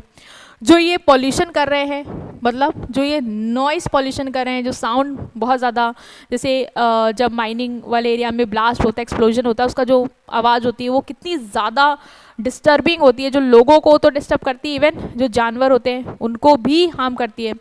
तो इंडस्ट्रीज़ जो है वो बहुत टाइप के पॉल्यूशन क्रिएट कर रहे हैं, ठीक है, बहुत ज़्यादा टाइप के पॉल्यूशन क्रिएट करें, जिससे इन्वायरमेंट को बहुत ही ज़्यादा हार्म हो रहा है। चाहे वो एयर पॉल्यूशन है, चाहे वाटर पॉल्यूशन हो, चाहे वो सॉइल पॉल्यूशन हो, चाहे वो नॉइस पॉल्यूशन हो। तो सबसे बड़ा तो हम इम्पैक्ट कहेंगे इंडस्ट्रीज़ का वो है पॉल्यूशन, कि ये पॉल्यूशन कर रहे हैं जिसके वजह से हमें सबसे ज़्यादा दिक्कत हो रही है। तो पहला हम अगर बात करेंगे तो एक एक करके हम उसको डिस्क्राइब कर लेंगे कि एयर पॉल्यूशन कैसे कर रहे हैं, ये वाटर कैसे कर रहे हैं, सॉइल और नॉइस, जिससे हमें ये क्लियर हो जाएगा कि इंडस्ट्रीज़ का जो इम्पैक्ट है इकोसिस्टम में, जो नेगेटिव इम्पैक्ट है, उसका पहला है पॉल्यूशन। और पॉल्यूशन वो कितने तरीके से कर रहे हैं वो देखते हैं। पहला एयर पॉल्यूशन। तो एयर पॉल्यूशन क्या है, एयर पॉल्यूशन मतलब ये जो फैक्ट्रीज होती हैं वो हमारी एयर को पॉल्यूट कर रहे हैं, एयर में हार्मफुल सब्सटेंसेस को रिलीज कर रहे हैं, जिससे जो एयर क्वालिटी है वो ख़राब हो रही है, वो हमारे सांस लेने लायक नहीं है, इवन वो हमारे जो जानवर है, बर्ड्स हैं, उनके लिए भी हार्मफुल है, ठीक है।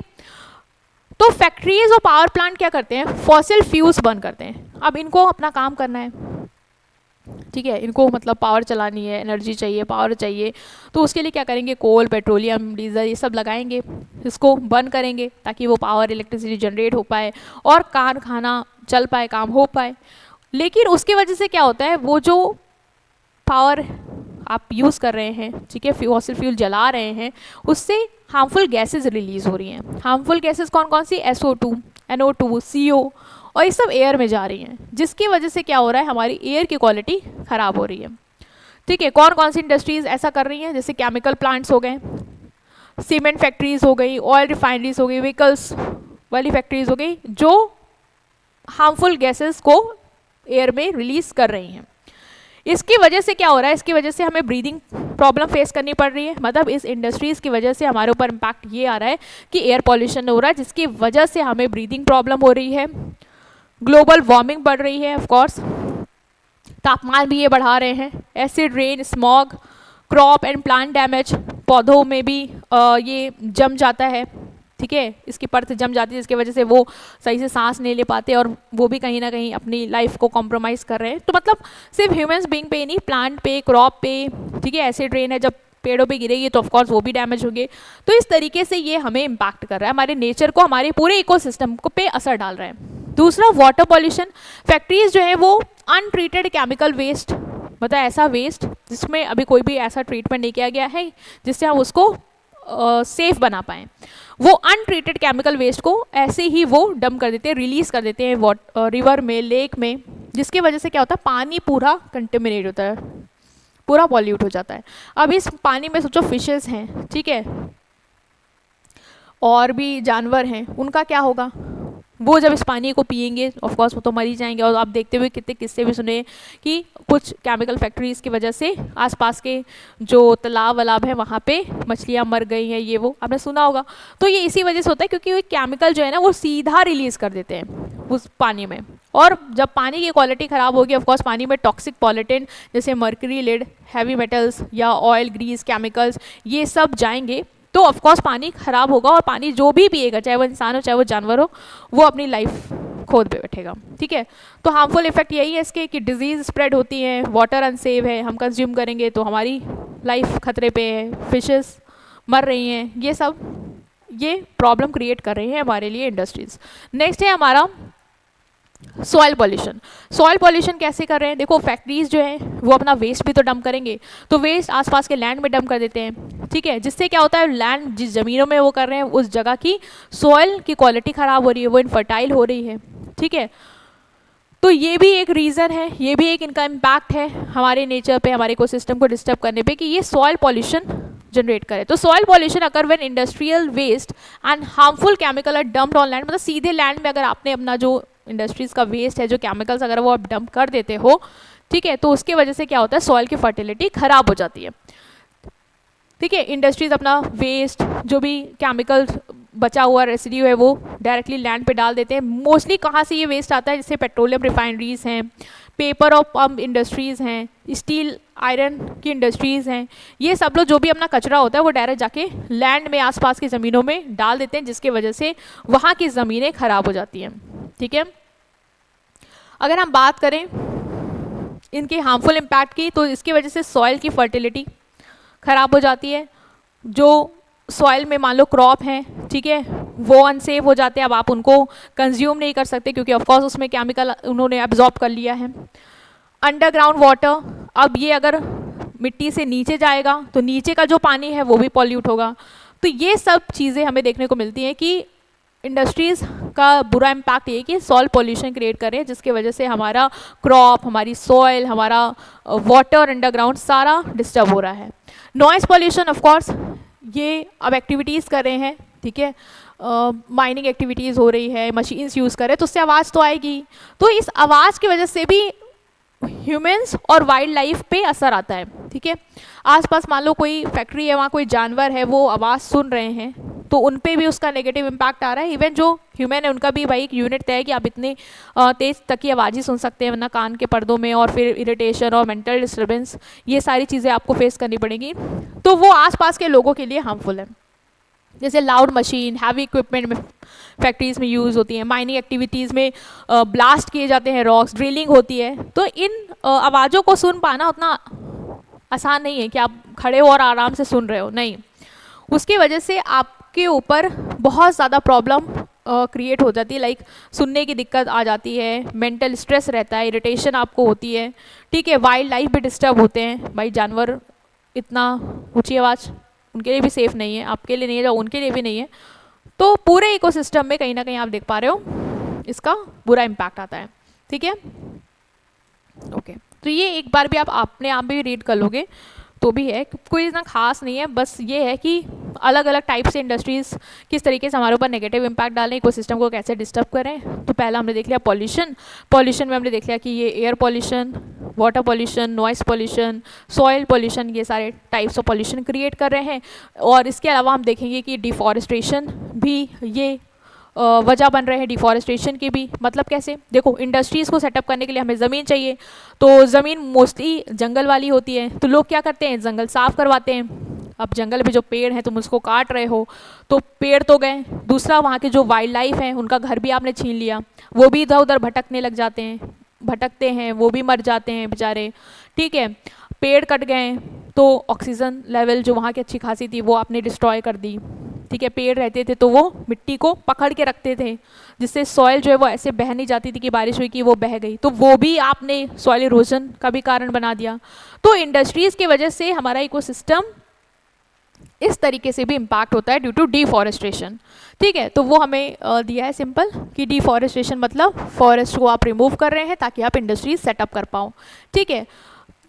फॉरेस्ट को आप काटते हैं, इवन फॉरेस्ट को आप इसलिए भी काटते हो क्योंकि को पेपर चाहिए, मान लो आपकी पल्प इंडस्ट्री है, ठीक है, तो आपको पेपर चाहिए होगी पेपर वाली इंडस्ट्री के लिए, तो उसके लिए भी आपको रॉ मटेरियल के लिए आपको पेड़ पौधे काटने ही पड़ेंगे, ठीक है। भले इंडस्ट्री नहीं सेटअप करने के लिए काटना है, रॉ मटेरियल के लिए काटोगे तो है ही ना। तो आप इन्वायरमेंट में जो इंपॉर्टेंट रोल प्ले करते हैं फॉरेस्ट वगैरह, उनको ही हैम्पर कर रहे हो बिकॉज ऑफ इंडस्ट्रियलाइजेशन, जिससे सॉइल इरोजन, वाइल्ड लाइफ अपना घर इधर उधर भटकते हैं, और क्लाइमेट का बैलेंस डिस्टर्ब होता है, ग्लोबल वार्मिंग, ये सारे कारण जो हैं उनका आप रीज़न बन जाते हो। मतलब इन सारी वजहों का आप एक पावरफुल इम्पैक्ट लेके आते हो।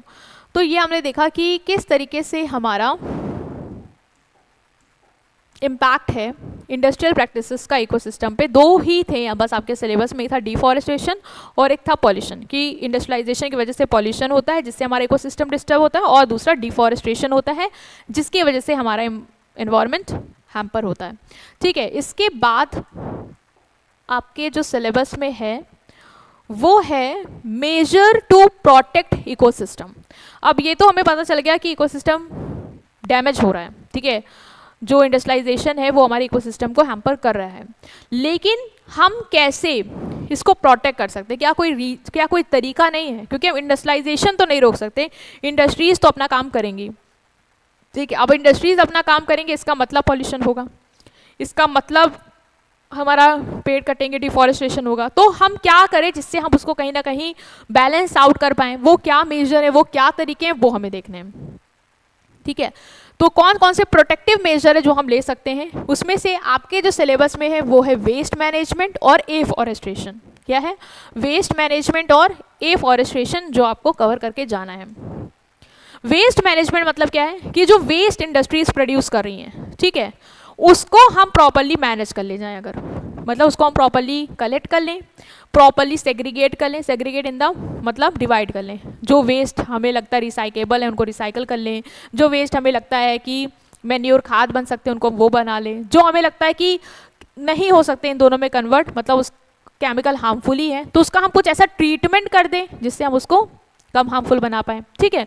तो हमें वेस्ट का मैनेजमेंट प्रॉपर करना होगा ताकि हम फैक्ट्रीज से जनरेटेड वेस्ट का जो इम्पैक्ट है उसको रिड्यूस कर पाएँ, ठीक है, जिससे हम वाटर, एयर और सॉइल पॉल्यूशन को कम कर पाएँ जो वो जनरेट कर रहे हैं। क्योंकि हमने देखा ना कि इंडस्ट्रीज डायरेक्ट केमिकल वेस्ट को बिना ट्रीट करे वाटर में रिलीज कर दे रहे हैं, सॉइल में डंप कर दे रहे हैं। तो हम उस वेस्ट को ही अगर ट्रीट करने लग जाएं, उसको प्रॉपर डंप करने लग जाए, प्रॉपर डिस्पोज करने लग जाए, तो ये प्रॉब्लम नहीं क्रिएट होगी, ठीक है। Poor waste management prevent the spread of disease and protect the ecosystem. अगर हम वेस्ट मैनेजमेंट करेंगे, sorry not poor, proper waste management करेंगे तो हम अपने इकोसिस्टम को प्रोटेक्ट कर सकते हैं। क्लियर है? ओके, सो क्या मेथड है, कैसे डिस्पोज करेंगे, सेफ डिस्पोजल कैसे होगा वो हम देखते हैं। तो सेफ डिस्पोजल ऑफ वेस्ट एक तरीका है इकोसिस्टम को प्रोटेक्ट करने का, जिसमें हम वेस्ट का प्रॉपर ट्रीटमेंट करेंगे और उसको देन इकोसिस्टम में डिस्पोज करेंगे, ठीक है, जिससे ना एयर हार्म होगी, ना वाटर, ना सॉइल, ना ही कोई लिविंग बीइंग। तो इंडस्ट्रीज हमें पता है बहुत ज़्यादा वेस्ट जनरेट करती हैं, और अगर इस वेस्ट को हम मैनेज नहीं करेंगे तो पॉल्यूशन होगा। तो हम मैनेज करेंगे, और मैनेज कैसे करेंगे? पहला तरीका है आपका सेग्रीगेशन ऑफ वेस्ट। वेस्ट को क्या कर लो? सेग्रीगेट कर लो, मतलब अलग अलग कैटेगरीज में डिवाइड कर लो। जो वेस्ट जिस कैटेगरी का उसको उसमें डाल दो। जैसे आपने देखा होगा कि कुछ वेस्ट जो है वो बायोडिग्रेडेबल होते हैं, मतलब उनको आप मैन्योर में कन्वर्ट कर सकते हो। जैसे छिकले हो गए, जैसे कोई इंडस्ट्री है जो फूड प्रोसेसिंग का काम करती है, तो जो छिकले हैं जैसे फलों के, सब्जियों के, तो उनको आप अलग कर लो, ठीक है, जिसको आप मैन्योर में कन्वर्ट कर सकते हो, वहाँ यूज़ कर सकते हो। कुछ वेस्ट होते हैं जैसे प्लास्टिक, पेपर, ग्लास, जिसको हम दोबारा से रीयूज़ कर सकते हैं, तो उसको हम अलग कर लें, उसको हम रिसाइकल करवा लेंगे। कुछ वेस्ट होते हैं जो हजारस होते हैं, जिनका हम ट्रीटमेंट नहीं कर सकते, मतलब जिनको हम डायरेक्टली ना रिसाइकल कर सकते हैं और ना ही हम उसको वो बायोडिग्रेडेबल है कि उसको मैन्योर में डाल सकते हैं, मतलब उसका स्पेशल ट्रीटमेंट ज़रूरी होगा। तो उन वेस्ट को हम स्पेशली अलग से ट्रीट करेंगे जिससे हम प्रोटेक्ट कर पाएंगे अपने सॉइल और वाटर पॉल्यूशन के। तो रिजल्ट यही होगा कि अगर हम प्रॉपर वेस्ट को सेग्रीगेट कर लेते हैं तो हमें पता चल जाएगा कि कौन सा वेस्ट किस तरीके का है और उसको हमें किस तरीके से हैंडल करना है ताकि हम उसको सेफली डिस्पोज कर पाए बिना अपने इकोसिस्टम को डैमेज किए। दूसरा आपका है that is dumping, land filling. मतलब क्या है कि जो वेस्ट है उसको हम प्रॉपर डंप करेंगे, ठीक है। जैसे अब कुछ वेस्ट ऐसा आया जो आपको लग रहा है कि हजार्डस है, ठीक है, हार्मफुल है, और उसका ना हम रिसाइकल कर सकते हैं, ना ही हम उसको मैन्योर में कन्वर्ट कर पा रहे हैं, ना ही वो बायोडिग्रेडेबल है मतलब, तो उसको हम क्या करेंगे, उसको हम लोग सेफली लैंडफिल साइट में डिस्पोज करेंगे। Dumping is disposal of waste in specially design landfill site. कुछ लैंडफिल साइट्स स्पेशली डिज़ाइन की जाती हैं साइंटिफिक मैनर पे, जहाँ पे हम उस वेस्ट को बहुत ही अच्छी तरीके से डिस्पोज करते हैं जिससे ना वो सॉइल के साथ मिक्स हो, ना वो अंडरग्राउंड वाटर को हैम्पर करे और ना ही वो हमारी सॉइल फर्टिलिटी को डिस्टर्ब करें। उस तरीके से हम उसको सेफली उस लैंडफिल में, उस पिट में जाके डिस्पोज करते हैं, ठीक है। तो ये हमारे एनवायरनमेंट को कैसे मदद करेगा, जो वेस्ट है वो ओपनली लैंड वैंड में नहीं कोई डालेगा, ठीक है, कि ये कि नहीं कि खुले एरिया में वो पड़ा हुआ है और वो पूरी तरीके से बर्बाद कर, उसको हम लोग सेफली डिस्पोज कर रहे हैं लैंडफिल में, जिससे उसका जो हार्मफुल सब्सटेंस है उसकी जो लीकेज है ना वो पानी में हो रही है, नीचे अंडरग्राउंड पानी में वो जा रहा है, और ना ही वो सॉइल के साथ मिक्सअप हो रहा है। मतलब साइंटिफिक तरीके के कुछ मेथड्स हैं, उसको यूज़ करके हम प्रॉपर उसको डिस्पोज ऑफ करते हैं, ठीक है। और क्या तरीका है, और तरीका हम सेफ डिस्पोजल के लिए कंपोजिटिंग कर सकते हैं, मतलब जो बायोडिग्रेडेबल वेस्ट है उसको मैन्योर में कन्वर्ट कर सकते हैं, जो कि मैंने आपको बताया। जो बायोडिग्रेडेबल उसको मैन्योर खाद में बना लो, ठीक है, जो एग्रीकल्चर में यूज़ हो जाएगी, और एग्रीकल्चर में अगर ये खाद मिल जाएगी तो वहाँ पे केमिकल फर्टिलाइज़र की ज़रूरत नहीं पड़ेगी, हम ऑर्गेनिक वे में कर लेंगे फार्मिंग, तो वो भी फ़ायदा हो जाएगा। इसके अलावा ड्रेनेज सिस्टम है, मतलब जो इंडस्ट्रीज़ वेस्ट वाटर प्रोड्यूस करती हैं उसको हम लोग सेफली लैंड पाइप्स के थ्रू क्या कर सकते हैं, बाहर निकाल सकते हैं, ठीक है, जिससे वो एक जगह खट्टा नहीं होगा। जैसे गंदा पानी एक जगह जम रहा है तो उससे काफ़ी बीमारियां होंगी, तो वो नहीं होगा, हम उसको प्रॉपरली पाइप्स के थ्रू अलग ले जाएंगे, अलग से हम उसको निकाल देंगे, सेफली रिमूव करेंगे, ठीक है ना। पानी खट्टा होगा ना, उसमें कोई भी दिक्कत होगी कि लोगों की हेल्थ ख़राब हो रही है उस पानी की वजह से, बीमारियां फैल रही हैं आसपास एरिया में, वो नहीं होगा। इसके अलावा जैसे पानी हमने निकाला, तो जो पानी हमने निकाला मान लो वो केमिकल उसमें बहुत हार्मफुल केमिकल है, तो उसका हम क्या करेंगे, ट्रीटमेंट करेंगे, मतलब उसको हम कोशिश करेंगे कि जो भी केमिकल्स हैं, जो हार्मफुल केमिकल्स को हटा के हम पानी को सेफ बना पाएँ, ठीक है। तो purifying and detoxifying liquid industrial waste, हमें कोशिश करना है कि जो भी हमारा इंडस्ट्रियल वेस्ट है उसको हम प्योरीफाई कर पाएँ। जो भी हार्मफुल केमिकल टॉक्सिंग है, बहुत सारे तरीके होते हैं, मेडिसिन डालते हैं, अलग अलग वेज होते हैं जिससे हम उसको कम कर पाते हैं, ओवरकम कर पाते हैं, उसको ट्रीट कर पाते हैं, और जब वो ट्रीट हो जाता है, जब वो वाटर यूज़ करने लायक हम बना लेते हैं, देन हम उसको वाटर बॉडीज़ में या फर्दर कहीं पे यूज़ कर लेते हैं, ठीक है। तो इस तरीके से आप क्या कर रहे हो, जो इंडस्ट्रीज़ का वाटर वेस्ट है, जो उसका सॉलिड वेस्ट है, उसको प्रॉपरली क्या कर पा रहे हो, मैनेज कर पा रहे हो, एंड देन उसको प्रॉपर डिस्पोज कर पा रहे हो, जिससे ना वो सॉइल को हार्म कर पा रहा है, ना वो आपका वाटर को हार्म कर पा रहा है, और ना वो आपका एयर को हार्म कर पा रहा है, ठीक है। तो ये एक तरीका है जिससे हम क्या कर सकते हैं, इंडस्ट्रीज़ का जो ये इम्पैक्ट है, जो नेगेटिव इम्पैक्ट है इकोसिस्टम पे, उसको हम प्रोटेक्ट कर सकते हैं, उसको हम क्या कर सकते हैं, रिड्यूस कर सकते हैं बेसिकली, ठीक है। इसके अलावा जो मेथड हम यूज़ करेंगे वो है एफॉरेस्ट्रेशन। हमने देखा था इंडस्ट्रीज़ की वजह से क्या हो रहा है, डिफॉरेस्ट्रेशन, मतलब इंडस्ट्री सेटअप करनी है तो हमें ज़मीन चाहिए तो हम जंगल काट रहे हैं, या रॉ मटेरियल चाहिए तो हम जंगल काट रहे हैं। तो हम क्या करें जिससे हम इस चीज़ से भी प्रोटेक्ट कर पाएँ, ठीक है। वो जो कमी आ रही है, वो जो इकोलॉजिकल बैलेंस डिस्टर्ब हो रहा है, उसको हम बैलेंस कर पाएँ, वो क्या कर सकते हैं उसके लिए आप करोगे एफॉरेस्ट्रेशन, मतलब ज़्यादा से ज़्यादा ट्रीज़ लगाओ। फॉरेस्ट जो है तुम्हें पता है इम्पॉर्टेंट है, बहुत इंपॉर्टेंट है, क्योंकि क्लाइमेट बैलेंस मेंटेन करना, कि फॉरेस्ट है तो टाइम टू टाइम रेन हो पा रही है, ठीक है, वाइल्ड लाइफ के लिए, सबके लिए इम्पॉर्टेंट है। तो एफॉरेस्ट्रेशन से क्या होगा, जो इकोलॉजिकल बैलेंस डिस्टर्ब हुआ है वो तुम दोबारा से रीस्टोर कर पाओगे, ठीक है। तो इंडस्ट्रीज़ क्या करती हैं, इंडस्ट्रीज़ आपके एक्टिविटीज़ जो हैं वो डिस्टर्ब करती है इन्वायरमेंट को, जिसकी वजह से आप डिफॉरेस्टेशन करते हो, ठीक है, और इकोलॉजिकल बैलेंस डिस्टर्ब होता है, तो उसको रीस्टोर करने के लिए आप क्या करोगे, उसको रीस्टोर करने के लिए आप एफॉरेस्टेशन करोगे, मतलब उन एरियाज़ के आसपास ज़्यादा से ज़्यादा पेड़ लगाओगे जहाँ पे वहाँ पे ज़रूरत है। जैसे इंडस्ट्रीज़ आप देख पा रहे हो इमेज में सेटअप है, तो इंडस्ट्रीज़ के इधर जहाँ पे एरिया खाली है वहाँ पे लोग ज़्यादा से ज़्यादा प्लांट लगा रहे हैं, ताकि जो इकोलॉजिकल बैलेंस इसके वजह से डिस्टर्ब हुआ है वो हम रीस्टोर कर पाएँ, ठीक है। Reduce air pollution bye absorbing carbon dioxide, of course जब जंगल होंगे तो एयर पॉल्यूशन कम होगा, मतलब इंडस्ट्रीज अगर हार्मफुल गैसेज रिलीज कर भी रही है तो वो जैसे CO है तो उसको एब्जॉर्ब कर लेगा, जिससे उसका इम्पैक्ट नहीं आएगा वाइल्ड लाइफ पे, ह्यूमन्स पे। सॉइल इरोजन प्रिवेंट करेगा, सॉइल को पकड़ के रखेगा, तो ऐसा नहीं कि बारिश होगी तो पानी तो सॉइल के जो इंपॉर्टेंट न्यूट्रिएंट्स वो बहे जा रहे हैं, ठीक है। Help in maintaining rainfall, time to time rainfall हो पाएगी, वाटर साइकिल सही से रहेगी, और वाइल्ड लाइफ को फिर से उनका खोया हुआ घर मिल पाएगा। तो हमें एफॉरेस्टेशन के टुवर्ड ध्यान देना होगा, ताकि जो हमारा इकोलॉजिकल बैलेंस डिस्टर्ब हुआ है बिकॉज ऑफ इंडस्ट्रियलाइजेशन उसको हम रीस्टोर कर पाएँ। तो ये तरीके हो गए कि हम वेस्ट मैनेजमेंट करें, ठीक है, जो वो वेस्ट कर रहे हैं, ठीक है, जैसे वो पॉल्यूशन कर रहे हैं तो उसके लिए हम क्या कर सकते हैं, वेस्ट का मैनेजमेंट कर सकते हैं ताकि वो पॉल्यूशन को कंट्रोल कर पाएँ। दूसरा जो डिफॉरेस्टेशन हो रहा है उसके लिए हमें ऑफकोर्स पेड़ के बदले पेड़ एफॉरेस्टेशन करना होगा, ठीक है। तो ये था आपके पूरे चैप्टर में, जिसमें हमने फोकस हमारा इंडस्ट्री से किया था। इंडस्ट्री क्या है, कंट्रीब्यूशन समझा एग्रीकल्चर का इंडस्ट्री के टूवर्ड, इंडस्ट्री का एग्रीकल्चर के टूवर्ड, राइट। उसके बाद हमने टाइप्स ऑफ इंडस्ट्रीज़ में हमारा कॉटेज स्मॉल स्केल इंडस्ट्रीज़ पे फोकस किया, जिस पे ज़्यादा फोकस था क्योंकि मोस्ट ऑफ द लोग हमारे पॉपुलेशन में इन्हीं दो सेक्टर में लगे हैं, मतलब इन्हीं दो टाइप ऑफ इंडस्ट्रीज़ में इंगेज है, तो इनका कंट्रीब्यूशन इकोनॉमी में काफ़ी ज़्यादा है, ठीक है। फिर लार्ज स्केल मीडियम स्केल इनको देखा। उसके बाद हमने समझा कि जो इंडस्ट्रीज़ हैं वो तो हैं, लेकिन इनका क्या इम्पैक्ट है एनवायरनमेंट में, ये इकोसिस्टम पे कैसा इनका इम्पैक्ट है।